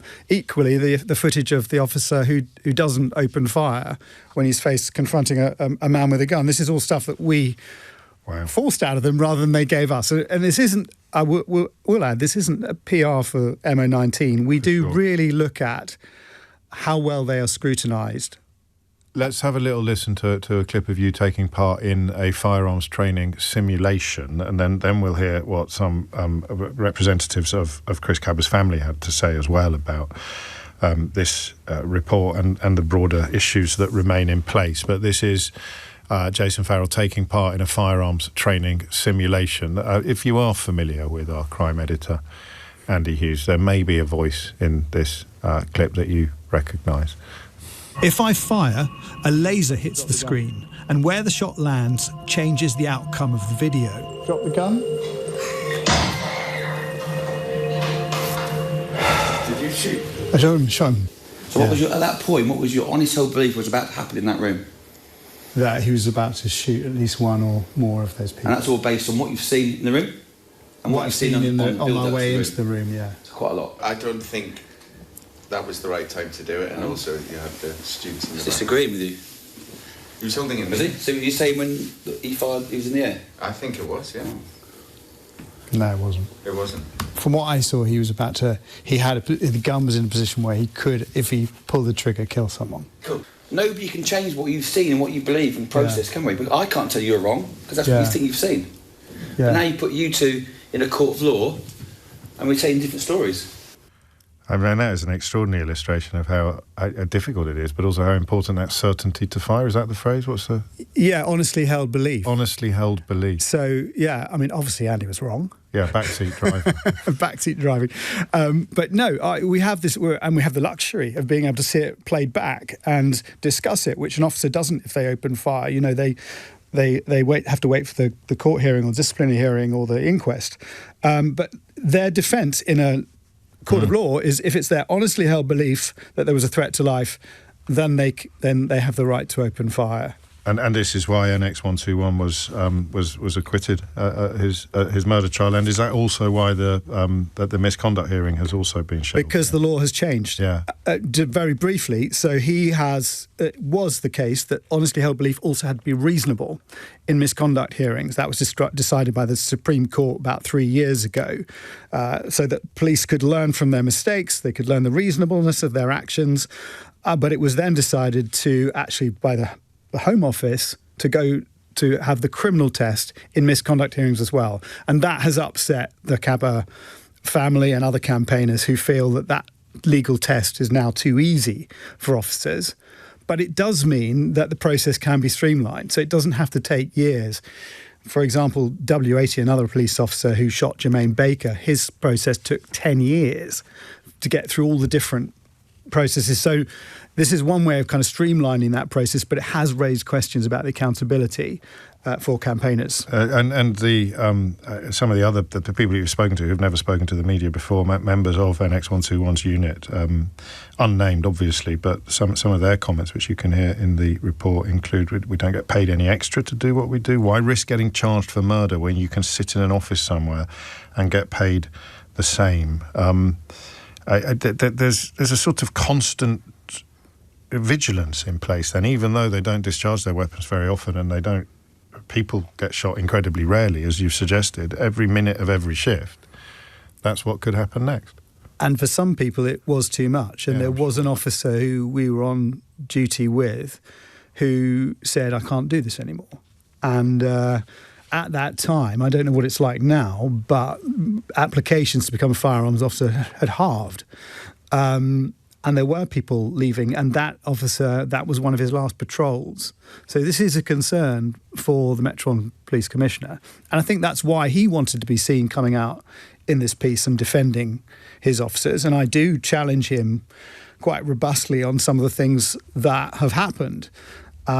But I think there is a feeling, and we did a survey as well of police officers, there is a feeling amongst the force that if they open fire, they won't be supported. Yeah. And that the public may not support them, and they may well face prosecution, and that they won't be supported by their senior officers. And I think this is something that the Commissioner is trying to get across, that he's got their backs. That's certainly the message that he was given to me in those interviews. It's an extraordinary report, as you say, a very long time in the making, and also not easy to get a lot of the footage that Sky News viewers will be able to peruse, able to watch. Well, you don't often see these guys.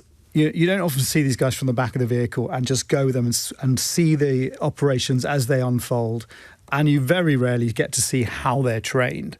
And people may wonder, should they, for example, be trained to shoot for the arm or shoot for the leg so that it's not fatal?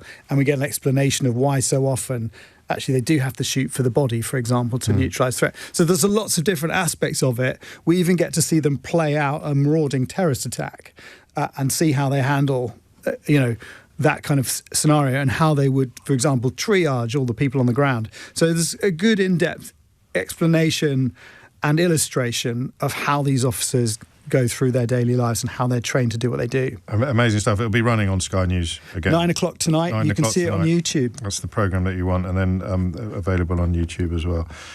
Jason Farrell, home editor at Sky News, many thanks indeed for your time today, and a big heads up on that 9 o'clock broadcast tonight, or of course on YouTube at your own convenience. The time now is 12:03. James O'Brien on LBC. 6 minutes after 12. I've still got at least one more call to take on the subject of prepping, but I think Steve has set the bar a little higher than I managed to in my introduction with his description of the roads being too full for us to leave, and the people who might be delivering the stuff that we need not being able to deliver it, and even if they could, the prices would rocket, and if the internet was down, you wouldn't be able to research what to do, how to do it, and what to do it with. So you either learn now what being prepared for a proper emergency is, or you risk not being able to know what to do when that emergency happens. So I'm not taking that off the board entirely for the next hour, but I do want to do something much simpler with you as well.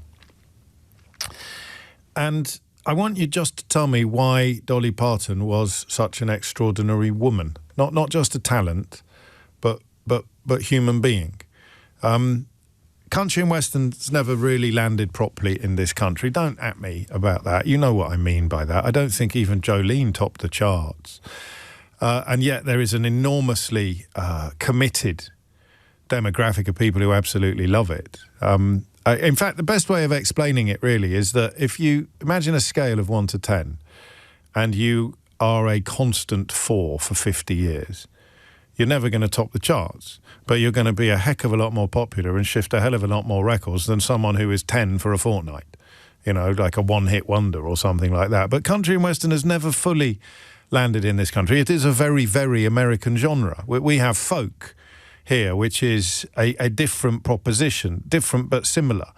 And I suppose alongside Kenny Rogers probably, but Dolly Parton was one of those transcendent artists. She was one of those artists who could transcend genre. And I just want you to tell me what it was about her that was so extraordinary. For you, personally, I just want your personal paean to Dolly Parton. Let's keep it the P's, shall we, Keith? Let's do all the P's. Your personal paean to Parton. 0345 6060 973. You may need to get a new microphone muff before Sheila comes in, but at the moment I'm looking for your personal paean to Parton. That's the invitation. Because a lot of people listening will be aware of her. A lot of people won't be aware of the work that she did with literacy. I mean, this is extraordinary, the work that she did in literacy, born of her own semi-literate childhood and a determination to bring books into as many homes as possible. It reached these shores as well. The organisation that she set up, the Imagination Library, would ensure that a child got sent a book.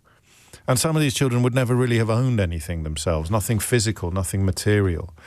And a book being such a beautiful thing, being such a sort of window onto countless worlds, it was such a magical thing to do. That we talk a lot about the concept of enough on this programme, don't we? I'm fascinated by it. With people who we look at from our own little perspectives and think, well, they've got more than any person could ever need. Why do they still behave as if they haven't got enough? And there are some obvious examples of that. You might think of Elon Musk or Rupert Murdoch, or somebody who, like a shark, just never stops moving forward, despite having accrued more wealth than they could ever reasonably use, and more influence and more power than any human being should ever be able to wield, and yet still they crave more, as if there is some chasm inside them that they think will be filled with acquisition or wealth or approbation or whatever it is. And you know from the outside that these gaps never will be filled. Dolly Parton seems to me, and I hadn't given this a lot of thought before her death was announced yesterday, except when I was learning, actually, about the books charity that she did. Dolly Parton seems to me to be almost the opposite of that. She seems to have achieved beyond her wildest dreams, never stopped wanting to perform, but used her great success for great good. I don't want to sound naive or idealistic, but sometimes a little bit of naivety and idealism can go a long way. She seems to be that very, very rare example of a supremely successful, utterly authentic person who didn't just transcend the genre that she was famous within, but she transcended popular music itself in order to leave a much bigger mark on this planet than almost any singer has ever managed to. But beyond that is the issue of personal appeal. Beyond all of that, beyond all of the lists of things that she's done in life and all of the things that she'd achieved and all of the brilliant one-liners that she had about how much it costs to look this cheap. And what was the line about being blonde and being blonde and dumb? And she said, I don't mind it when people call me blonde and dumb because I know I'm not dumb and I know I'm not blonde. She just had that wonderful ability to turn things upside down. And she wrote extraordinary songs. Legend has it that she wrote Jolene and I Will Always Love You on the same day. Is that right? Is those the two that she is supposed to have written on exactly? I mean, imagine that most people would spend an entire lifetime dreaming of writing one song with that sort of oomph. Dolly Parton managed to do two on the same day. She was a really good actress as well. She appeared in a whole bunch of films. But what I want to do today, I want to go beyond that. I'm fascinated by the philanthropism. I'm fascinated by the career. Of course I am. I'm fascinated by the Dollywood Foundation that started in her home county in Tennessee and expanded all the way around the world. And then she had a theme park. I mean, it is almost impossible to conceive of somebody starting today ending up doing so much good in so many different fields that she did. Do you know, she even sort of shifted the dial on COVID-19 vaccinations. Dolly gets a dose of her own medicine because she had strongly encouraged everyone to get vaccinated and indeed donated $1 million. Did you know this? Towards research at the Vanderbilt University Medical Center to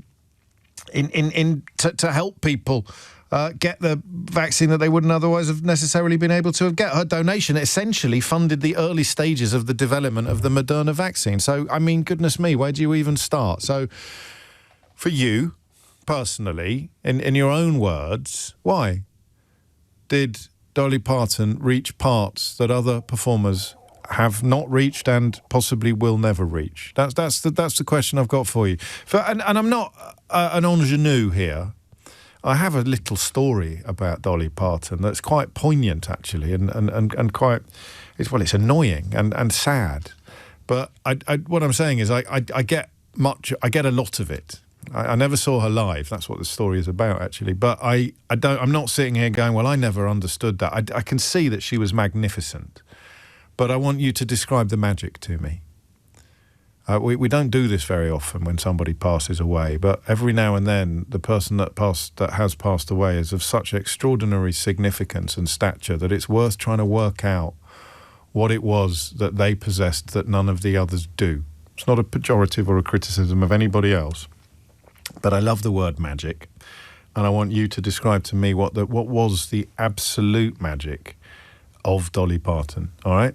0345 6060 973 is the number that you need. You don't need to be an expert. You don't need to be a die-hard fan, but I think it might be more interesting if you are. You just need to have a view on what it was about her that reached parts other performers cannot reach. James O'Brien on LBC.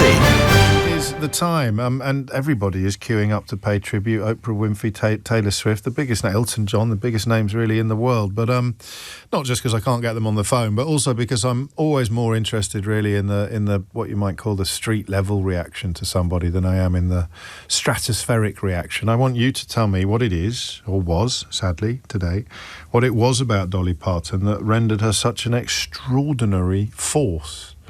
And the number you need to do that is 0345 6060 973. 17 minutes after 12 is the time. Joe's in Workington. Joe, what made you pick up the phone? Well, I know what made you pick up the phone. What do you want to say? I just wanted to pay tribute to Dolly, obviously one of the most wonderful, charismatic people that I've ever met in my life. Really, really beautiful person. When did you meet her? Oh, I've met her several times. I ran the fan club for 25 years. What, the British branch of the Dolly Parton fan club?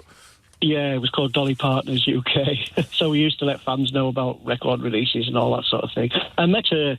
I was on the Paul O'Grady show on the sofa, interviewing her with Paul O'Grady. I was on Graham Norton's show, Elton John's film company borrowed my collection, and so on. So yeah, I met her quite a few times. A remarkable lady. Tell me when you first heard her music. I was about 8 years old. I'm 57 now. And I remember thinking, wow, that song. I tracked down what the album was. I got the album. I've collected anything and everything ever since. Masses of stuff. Probably the biggest collection. I've been told it's one of the biggest in the world. And, yeah, fabulous. Why her? Do you know something? When I met her, on each occasion, when you get taken into the room to meet her, whether it be the dressing room or the TV studios or whatever, her gaze is on you the whole time that you're speaking to her, and she will not look away from it. The royalty could walk in the room, and Dolly would not take her gaze from you until you'd finished talking to her and she'd finished interacting with you. But you didn't know that. You didn't know that when you fell for her, did you? I'm trying to pin down what it was before the personal connection and the personal encounters. Why did she reach parts inside you that no one else had ever reached or no one else could reach? To be honest with you, some people listen to music for the melody and other people listen for the words, and it was both. The stories themselves are actually fantastic little stories, and the music they were set to by her, it just was so encapsulated. It was like a magnet. She's such magnetism. That's the only way I can describe it. They are stories, aren't they? Yeah. I mean, all country and western songs are stories in a way, in a way that I don't think is necessarily true of any other genre, but she left something of herself in all of them, didn't she? She certainly did. And obviously she's got a song that's due to be released that was buried, saying it wouldn't be released until after her death. Oh, really? Because only Dolly has ever heard that, yeah. Gosh. And masses of stuff that's been recorded in the past for future release posthumously when she goes. And I didn't know that. I'm not going to argue with you. I mean, is the fan club still up and running, or did you retire? I retired, but you can go to dollyparton.com. Did she endorse it? I mean, it was a sort of semi-official thing, was it? Yeah, it was. I'll tell you something. Our manager, Danny Nozell, big manager in the USA, got in touch with me when we stopped doing it and said he was gutted. No. He really had a lot of time. Yeah. Really? Yeah, it was... and Don Warden, our previous manager, thanked us for getting... She came back into the UK about 2002 after about 10 years, and we got a thank you saying, thanks for stirring up the interest, but we didn't really. She's always been massive, hasn't she? I mean, I don't know. You tell me. I don't, because there was a little bit of, I don't know what the word would be. Is that she was a bit of a figure of fun for a while on this side of the Atlantic. I don't know if that was always true or ever true in the United States. And some of the things that brought it to my attention would involve the ease with which she dismissed that kind of teasing and the brilliant one-liners that she had that speak of her facility with words, doesn't it? Yeah. Well, she always said there's a brain beneath the wig and a heart beneath the boobs, and to be honest, such an astute businesswoman. She would always say, I look like a woman, but I think like a man, and she really did. You know, so very often she'd be in the boardroom with only her as the female, and she would say to all the guys, right, once you get past the chest and all the god, take me seriously, because I am serious. Tell me about the first time you met her, the first time you were in the same room as her. I was taken by a publicist to the Dominion Theatre in London, to the dressing room. And I walked in and there was Dolly and her personal assistant, Judy, and a massive entourage behind her. And I was with a friend who was crying and he said, I can't speak. And I thought, well, I'm going to speak because it's my one and only chance. But since then, I've conversed with her quite a few times since. Yeah, it was magical. As you said before, the word magical. It truly was. And for people who don't know, the stuff with the books, the stuff for the children with the books, I remember reading that and I remember thinking, Joe, that can't be true. It can't be that big an operation. It can't be as big as I'm reading about today. Yeah, worldwide, yeah. Where do you think that came from? Where do you think that came from? To Rotherham. It came from the fact that a dad put the idea into her head. He could never read or write properly. He never got the opportunity to read or write. And she carried on with his idea, and it just grew and grew and grew. And every child that wanted a book could get a book as a consequence of her amazing, isn't it, really? And I tell you what, another amazing story is that not a lot of people do know that Elvis Presley wanted to record I Will Always Love You. I heard that once. I didn't know it was true.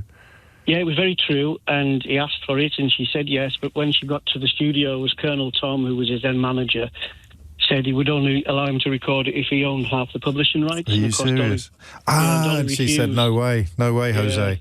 I love that. I've got one for you. You probably know all of the stories, but this one popped up on my feed today because he's from my neck of the woods. Robert Plant, the lead singer of of Led Zeppelin, when she wanted to record do you know this story? Oh yeah, she wanted to record Stairway to Heaven, so she got a message to Robert Plant saying, do you mind if I write another verse? And he said, of course you can, you're Dolly Parton.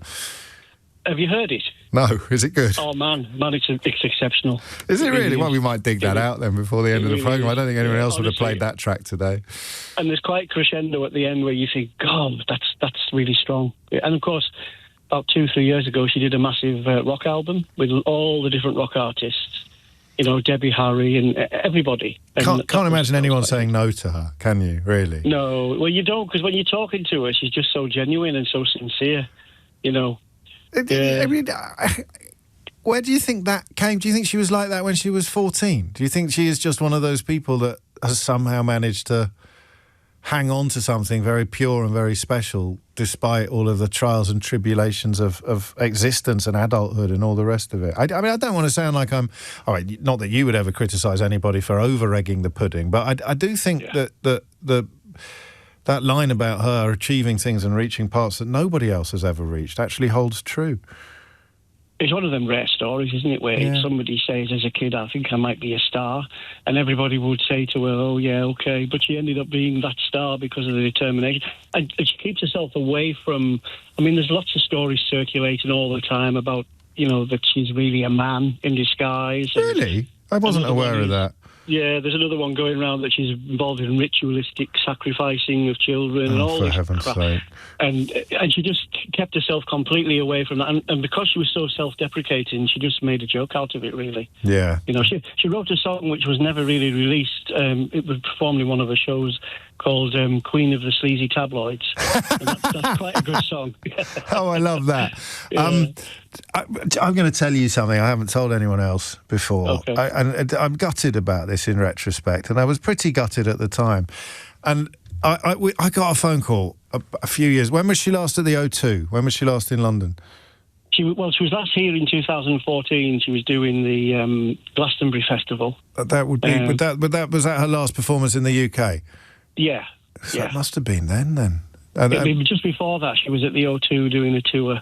Yeah, God, so it's going back that far. It's quite a long time. And I was in Norfolk for the weekend, so I'm like 4 or 5 hours outside London, and I get a phone call from work, which it doesn't normally happen at the weekend. If it was happening at the weekend, it normally meant that I was in trouble or something bad was going to happen. And it's my boss, and he's saying it's a Saturday, and my boss is saying, look, this is a bit weird, but Dolly Parton's manager has been trying to get hold of you. Danny, and that would probably be Danny Nozell, would it, if it was 2014? Yeah. And I said, yeah, whatever, thinking it's not April Fool's Day or whatever's going on there. And he said, yeah, they want to invite you to the concert tonight because they were in the car on the way from Heathrow yesterday and they heard your radio show and they want to invite you to the concert. Now, I don't know. Mate. In my head, you know what I'm like, Joe? I'd print the legend and say that it was Dolly definite. I don't know whether she was in the car or not. It might just have been the manager, but that's how close I got to being in her presence in ways that you did several times. Oh, yeah. I bet you you know, I've been to every concert. I got invited to front row seats at every concert. I was lucky enough to do that. And it's just the stage presence and, the aura, and it's just electric. It really is. She's going to leave. I'm too old for it now, though. I couldn't trail around London like I used to all the concerts and stuff. But it's going to leave a big hole in your life. Yeah, I don't think it's hit me yet because it came up on Facebook yesterday. You know how you get all these AI things, and I thought, nah. And then it twigged. I thought, no, that's Dolly's official page. And I know her nephew who made the announcement, and I thought it's definitely him. So yeah, it was so rapid and so sudden. But of course, she's been poorly for a little while, so yeah. And I hope you do get. I hope you do. I'm going to say. Well, you might get to see her in concert. I'll tell you why. Go on. Don't know if this is official knowledge yet, but like the ABBA concerts, they're doing some Avatar work on Dolly. And she would have been across that, wouldn't she, herself? Yeah, She'd have been across all of the contractual ramifications and all of the deals and the fine print and the detail. Oh, you're a star. So I'll definitely go if there is one. I bet you will. Go and see it. I bet you will. Joe, we do a thing on the programme. I don't know if you're aware of it. When we take a call from somebody who was supremely qualified to contribute to the conversation. I do know, I listen to LBC every day. Well, there we go. So you are Joe Skelly, and you were the man who ran Dolly Parton's fan club for 25 years in this country, and you got to meet her more times than probably anyone else in the country. Been very lucky, got lots of photographs with her, and it's been a ball, mate. It really has. Right, you definitely deserve this. I'm Ray Liotta, and you're listening to James O'Brien on LBC. If you build it, they will come. Top man. All right. Nice one. Mind how you go, seriously. It's coming up to 12:29. You're listening to James O'Brien on LBC. On a rather different note, I have a guest for you in the next segment of the programme who is hopefully going to help us unravel some of the questions thrown up by Donald Trump's latest announcement that Iran is doomed. I mean, if you haven't been following this in recent weeks, nothing's changed. Depending on what day of the week it is, Iran has either been completely eradicated as a threat, they're either about to be completely eradicated as a threat, they're either poised to sign a wonderful peace deal, the likes of which has never been seen before, or they are about to be punished for refusing to sign a peace deal. Negotiations are going brilliantly, or negotiations never even started. I cannot exaggerate how difficult it is when you do what I do for a living to adopt a normal approach to this story. So God knows what it's like for the Iran experts or the traditional historic Middle Eastern watchers, but the Strait of Hormuz continues to send reverberations around the world, and despite the fact that his depraved idiocy is now visible from space, Donald Trump is still in charge of what happens next. So I thought that we'd get somebody from the a US-based think tank called the Middle East Institute to talk us through what Donald Trump is up to now and what the likelihood of success, if we can even define what success might be. You are listening to James O'Brien on LBC. I've got room for more tributes, if you like, or commemorations of Dolly Parton.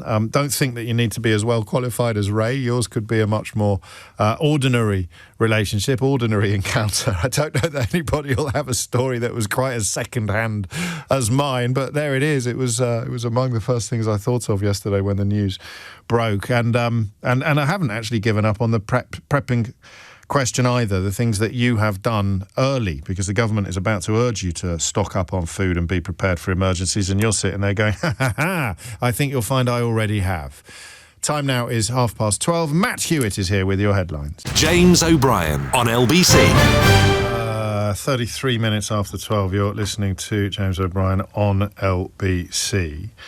I've shared with you, I hope it doesn't bore you rigid, on a few occasions, how frustrating it is to be unable to pretend that Donald Trump is a normal politician, but to be simultaneously unable to ignore him. He is the President of the United States of America, and therefore when he speaks, the world pays attention. And if he turns out to contradict what he said on Monday at 10 o'clock on a Tuesday, then that's the bit where we still haven't really worked out what it is that we should be doing in these circumstances. The Washington Post tried during the first term and ended up with, I think, 30,000 examples of him lying. But, of course, next time he opens his mouth, you cannot work on the presumption that he will not be telling the truth. So I want to find out more about what has been dubbed Operation Economic Outcast. Launched on Monday. You could be forgiven for missing it because it is the latest recycling of threats, this one to fully isolate Iran from the global economy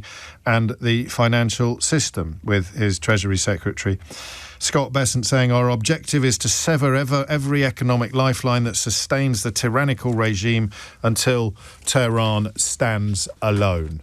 Ross Harrison is a senior fellow at the US-based think tank, the Middle East Institute, and indeed the author of the book Decoding Iran's Foreign Policy, and he joins me now. Shall we begin Ross, with feasibility. I mean, I presume that the United States of America is capable of fully isolating Iran from the global economy and the financial system. Am I right to presume that? Well, you're right, James, that the United States has the ability to inflict considerable economic damage on Iran. But I think it's important to understand that to some degree, that weapon that we've had depreciated over time. And the reason for that is the United States has used that weapon against Iran in some fashion or another since the Iranian Revolution almost, and certainly since Donald Trump in 2018 walked away from the Iran nuclear deal and imposed or reimposed punishing sanctions. So the idea was that by imposing sanctions and putting pressure on Iran, two things might happen. Number one, that the regime might capitulate to U.S. demands, something that's unlikely to happen. And number two, that the Iranian people, feeling the pressure, would rise up against the regime. Again, unlikely to happen. So I think you used the word recycle. We are trying to recycle an old strategy that has not delivered the desired results now and is unlikely as of yet and is unlikely to do it in the future. And how calibrated is the Iranian economy to resistance of sanctions? Because, in the context of what you've just told us, I presume that they are almost wired to resist American pressure. Yeah, the regime has been wired for this kind of warfare, both the military warfare and the economic warfare, for a number of decades now, which is why the regime has been able to survive. I think it's also important to say that, yes, the Iranian economy is wired this way, but we don't know exactly what kind of damage is being done in terms of economic output on Iran because we're still in wartime. But the other thing I think, James, is important to say is that they're talking about strangling Iran, but there's one piece of that is missing, and that is that neither the State Department, the Treasury Department, the Treasury, or the White House has singled out China, and China is Iran's single biggest trading partner, particularly when it comes to oil. So they use this hyperbolic language, but in reality, a lot of it is bravado. It's important. As you indicated earlier, it's important to take the word seriously, but it's also important to look behind the scenes and say what is real and what's not real, particularly at this point in time. So in Beijing already threatening to retaliate if China is affected by these new sanctions. So and saying, their foreign ministry spokesman, you'll know this, but my listeners may not, that China's ties with Iran should not be interfered with or undermined. So if you've got the two greatest powers on the planet, one of them is threatening to cut you off entirely from the world economy, and the other one is saying, well, hang on a minute, we are a crucial ally of these people. Who's going to prevail? There's no earthly way China are going to sit by and let America do what they're threatening to do. Well, remember, part of this is a distraction, James, yes, because the reality is that there's not going to be that much trade until the Strait of Hormuz is normalized in some way. Because there are workarounds in terms of shipping oil different places. But bottom line is that much of the oil that's going towards China does come through, some of it comes through the Bab el-Mandeb, particularly that's bought from Saudi Arabia, but much of it from Iran comes to the Strait of Hormuz. So until the Strait of Hormuz is open, and then that requires two things. One, it requires the U.S. to release the blockade, and the second one, it requires the Iranians to open up the Strait of Hormuz itself. So some of this is a lot of posturing and positioning, because regardless of economic sanctions, non-economic sanctions, sanctions against China, secondary sanctions, it's a bit of a distraction at this point. A lot of bravado. What's going to require the Strait of Hormuz is the key linchpin in this conflict right now. It was open before the war. It's now a symptom or a byproduct of the war. And that's what has to happen in order to end this crisis at this point. I mean, I sometimes have to check. Goodness knows what it's like for you, but because I'm a generalist, you're a specialist. I sometimes have to check that I wasn't imagining things. It's only in June that the Memorandum of Understanding for Ending the Entire War was signed in Paris, after Donald Trump had spent weeks arguing that it was close. I think, unless I had a fever dream last night, Ross, I think yesterday I saw claims that every single explosive device in the Strait of Hormuz had been successfully removed or successfully diffused. How do you keep a hand... I think you're hallucinating. You are having dreams. No, I'm just joking. Don't do that to me. No, listen. You raise a very good point. Yes, the U.S. did say that all the mines, the strait has been demined. I have no way to confirm or deny that. I can tell you that you raised the memorandum of understanding. That is what's being fought over, because there was an understanding, and the understanding was that Iran would, with the help of Oman, would work to open up the Strait of Hormuz. The blockade would be ending, and they would open up the Strait of Hormuz. What the U.S. did to circumvent the Iranian leverage that was created through that, or reflected in that document, was to get ships to hug the Omani coast, the southern coast, to circumvent the Iranians. That then showed the Iranians that their leverage was being compromised and being challenged, and so they started escalating. And so we are fighting in a way over that memorandum of understanding. And frankly, I know we don't have much time, but one of the things I must say is the Iranians are not going to let the status quo continue. Their belief is that their leverage is an asset that will depreciate over time, and ultimately, if the status quo continues and there's no way out, my sense is that they will probably escalate. And what would that look like? That will look like probably a calibrated response, but if it does happen, it'll be further attacks on the Gulf Arab states. And that'll require U.S. action, and then that will be back in the sort of escalation trap. But the Iranians would rather have that and take that risk rather than lose leverage and then come to a situation where the conflict kind of attenuates, but now 6 months from now, a year from now, the Americans, the Israelis come back. So they're willing to escalate to bring things to a head rather than let the current situation languish. Good Lord. We've got 3 more minutes if you have. Sure. I'd like to take you back, if I may, to the beginning and your initial reaction to the news when you heard or read that the US and Israel had launched these attacks upon Iran and where the Strait of Hormuz appeared and how quickly it appeared in your thinking of what was likely to unfold. Well, about a week or two before the war started, I was interviewed by Le Monde in Paris, which was then published. And basically, I said that if the war starts, 2 things are not going to happen. Or one thing is not going to happen, that the regime is not going to collapse because it's built it was built for this kind of a conflict. And number 2, if Iran feels that it is under existential threat, it will do 2 things. It will close the Strait of Hormuz, and it will wage attacks on its Gulf Arab neighbors, something it will do reluctantly, but it will do that. So everything that has happened, James, was knowable before the war. Well, how do you account for the intelligence failure in the White House then? It wasn't an intelligence failure. What was it? It was a policy failure. It's a policy failure. The intelligence was there. The head of the CIA, when Benjamin Netanyahu came to Washington and sat in this unprecedentedly sat in the Situation Room of the White House on February 11th, he basically made the case for war. And the intelligence community basically said that the predictions that Netanyahu were making were false. Got it. And unlikely to. So this was not an intelligence failure. It was a policy failure, a failure on the leadership of the United States. They're thinking that they could defy gravity almost. Political gravity, military gravity, really. I feel like the events are upending my gravity as well. Now we're almost into the 7th month of this war. Absolutely insane. And this is not a fair question to ask you, but it'll be my last one. How do you think it ends? How do I think it ends? I think there's only a couple ways it can end. One is, which is probably one of the worst scenarios, is that this sort of attenuates into kind of a no peace, no war situation. And that's a horrible situation because you don't have any kind of resolution at that point on the Strait of Hormuz. You have the potential for further conflict when the U.S. rearms and Israel rearms and something happens.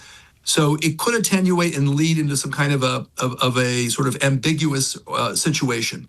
The other way can end, which is quite possible, but seeming right this moment, we don't see the pathway, is towards some kind of a negotiated settlement. Right. Listen, negotiations work when both parties believe they have more to gain at the negotiating table on the battlefield. And the United States clearly does not believe that to be the case. And frankly, the longer this goes on, Iran also will believe that if it goes to negotiations now, while it's under siege, that it actually has more to gain by escalating, as I mentioned earlier, than by negotiating. That's the danger we're in. But at some point, you get to a point where both parties say there's nothing to gain through kinetic action. There's nothing to gain by further economic pressure, and we have to negotiate. And remember, what are we negotiating? We're negotiating an opening of the Strait of Hormuz that was open before the war. So then you have to get to the point. No one's even talking about the nuclear issue. No. It's incredible how that drops off the agenda entirely as the weeks pass, isn't it? I mean, it was... Well, the Israelis won't let that happen over time, but yes. But now, in the context of this war, and I know I said that was my last question, but finally, how good was the JCPOA in terms of... I began by asking you about what was feasible in the context of what is going on with regards to these sanctions, but how good was the JCPOA, the agreement that Trump torched in term one? Yeah, well, James, it's hard to say because, I mean, I was in support of the JCPOA. The JCPOA was never a sure thing in terms of changing the polarity of Iran moving into a more cooperative stance. What it was a bet on the future. It was a bet that if we can find some kind of way to de-escalate on the nuclear issue. And remember, Iran, when the U.S. walked out of that agreement in May of 2018, I was actually with Iranians when this happened. In May of 2018, Iran was living up to the deal. So this was a breach. And your country, the UK, was a signatory to the JCPOA, the Germany, France, Great Britain, China, and Russia. And so they didn't just walk out on Iran. They walked out on the entire permanent members of the Security Council plus Germany. And it was a bet on the future. It was not, and it was working. But in terms of whether it would have been a transformative kind of event, it just was never given a chance. So it was diplomatic. Walking out of that deal was diplomatic malpractice, and I'm glad we end on that note because it kind of brought us to where we are today. Gosh, thank you. That was absolutely brilliant. Ross Harrison, I hope we get to talk again because I now understand things that I didn't think I'd ever understand, let alone the things that I thought I might eventually. You're a senior fellow there at the US-based think tank, the Middle East Institute, and the author of the book Decoding Iran's Foreign Policy. The time now is 12:47. It's going to feel a little bit odd going back to Dolly Parton and prepping, but that's the plan. We've got all the P's today. It's 12:47. James O'Brien on LBC. Set the tone before we talk to Gareth in Swansea. A couple of things from that message from Steve that reached the parts that perhaps other contributors hadn't necessarily reached. This is what you need. Go bags are good, James, but because people will be pouring onto the roads, they will jam the system up for responders. So the initial advice will be to stay at home and to have what you need stored at home for a serious immediate emergency. The most obvious one being a hostile action from a hostile state. At that point, the prepping equipment will sell out and become very overpriced. That's if people aren't given a curfew, which would mean Amazon can't deliver, etc. Not just Amazon. The internet may not be available to research what to do, how to do it, and what you're supposed to do it with. So you either learn it now or risk not being able to when you really need to. And not that long ago, I might have sniggered at some of that. And I don't know whether I'll snigger again in 6 months' time, but something about recent events means I'm not sniggering now. I'm not sniggering at this either, and I'll read it out. Dear James, huge fan of the show. I've been prepping for nuclear Armageddon for many years.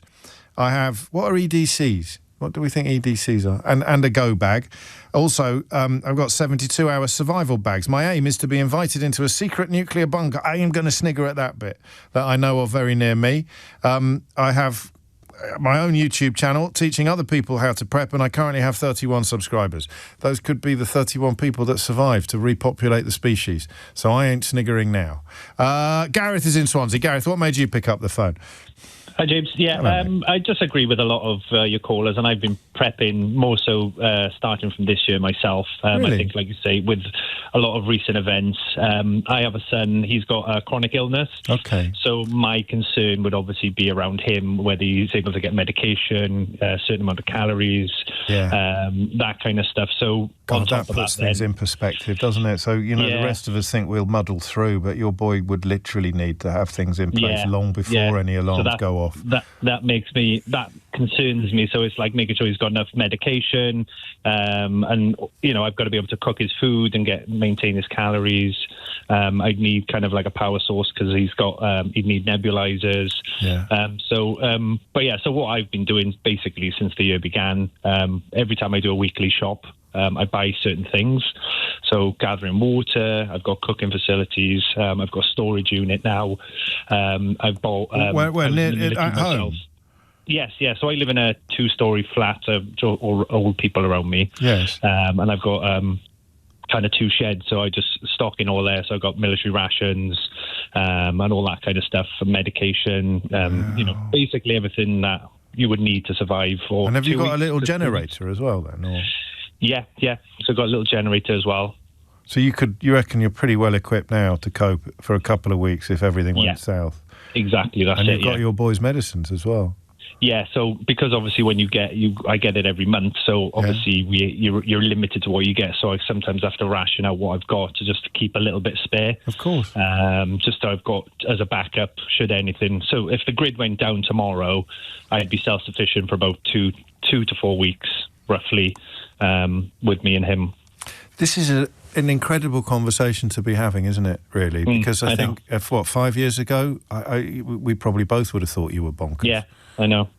And yet the fact that you're motivated in large part by your son's needs puts an entirely different complexion on the conversation. What do other people think? Do people sort of people's attitudes toward, maybe you don't tell everybody, but you can't hide storage units. What do people think when you tell them or when they find out? I think it's kind of a 50-50. I think some people agree with me, some people don't agree with me because they don't think anything's ever going to happen. I don't necessarily think anything major. I think, of course not. But I can't afford to be caught with my pants down with his care, essentially. Oh, you're a great dad, Gareth. Well, it's a really interesting perspective and so powerful as well for anybody minded to be a little bit dismissive or a little bit sceptical, because, the government stuff will not land with everybody. Britain's to be told to stock up on food and be prepared for emergencies, but how many people who...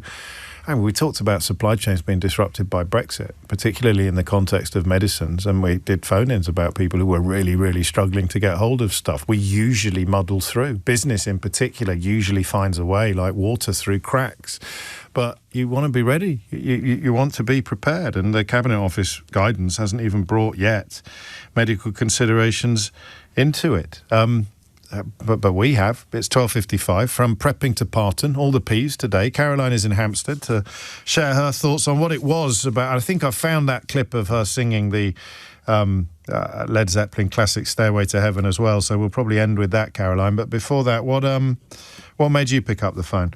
Well, I'm almost quaking with fear now because I don't qualify like all the fans who've been following her for years.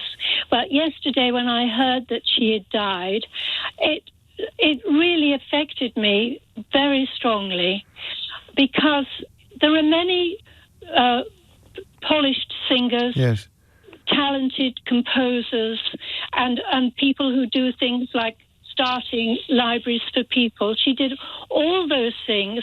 But for me, in a way, it was, I tried to analyse it, she was like switching a light on within me. A lovely thing to say.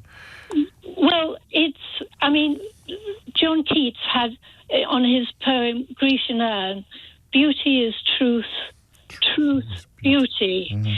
And I think that's what she had. She somehow lit you up within inwardly, like sun coming through clouds, as it were.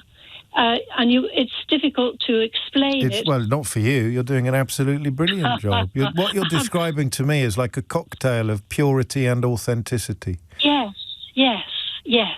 And in this world that's filled with PR and all the rest of it, and talented people. Of course.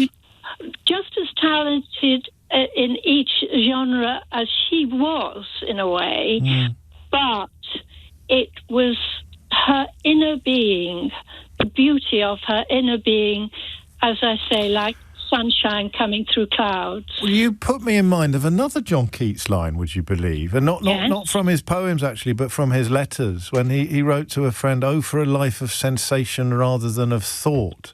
Yes. And I've thought about that for 30, 40 years, and I think what he meant was you can turn off the chatter in your brain sometimes and just feel things, and she was the kind of artist that allowed other people to do that. Yes, and that's why yesterday I felt it was like something beautiful had left the world. Well, Caroline, how lovely. Oh, you're a poet yourself, I think. I am a writer. There you go. It shines out from you, that facility with words. Thank you so much. It is coming up to 12:58. A little bit of that song that Joe told us about earlier, or that Joe recommended earlier. Not one of her own compositions, but legend has it that when she asked Robert Plant for permission to record this and said, "Would you mind if I write another verse?" He, the writer of one of the greatest songs of the 20th century, responded by saying, "Yeah, of course you can. You're Dolly Parton." Or as he would have actually said it, "Yeah, of course you can, you're Dolly Parton." It's on the 2002 album, Halos and Horns, and I hope it made precisely the point in song that Caroline managed to make so powerfully a moment ago in prose. If you missed any of today's show, you can listen back on our free Global Player app or the LBC app, where you can stay up to date with all the latest news, videos and opinions. You can listen to a range of podcasts, including James O'Brien Daily, which contains the best bits from this show every day. Download the official LBC app for free from your app store now.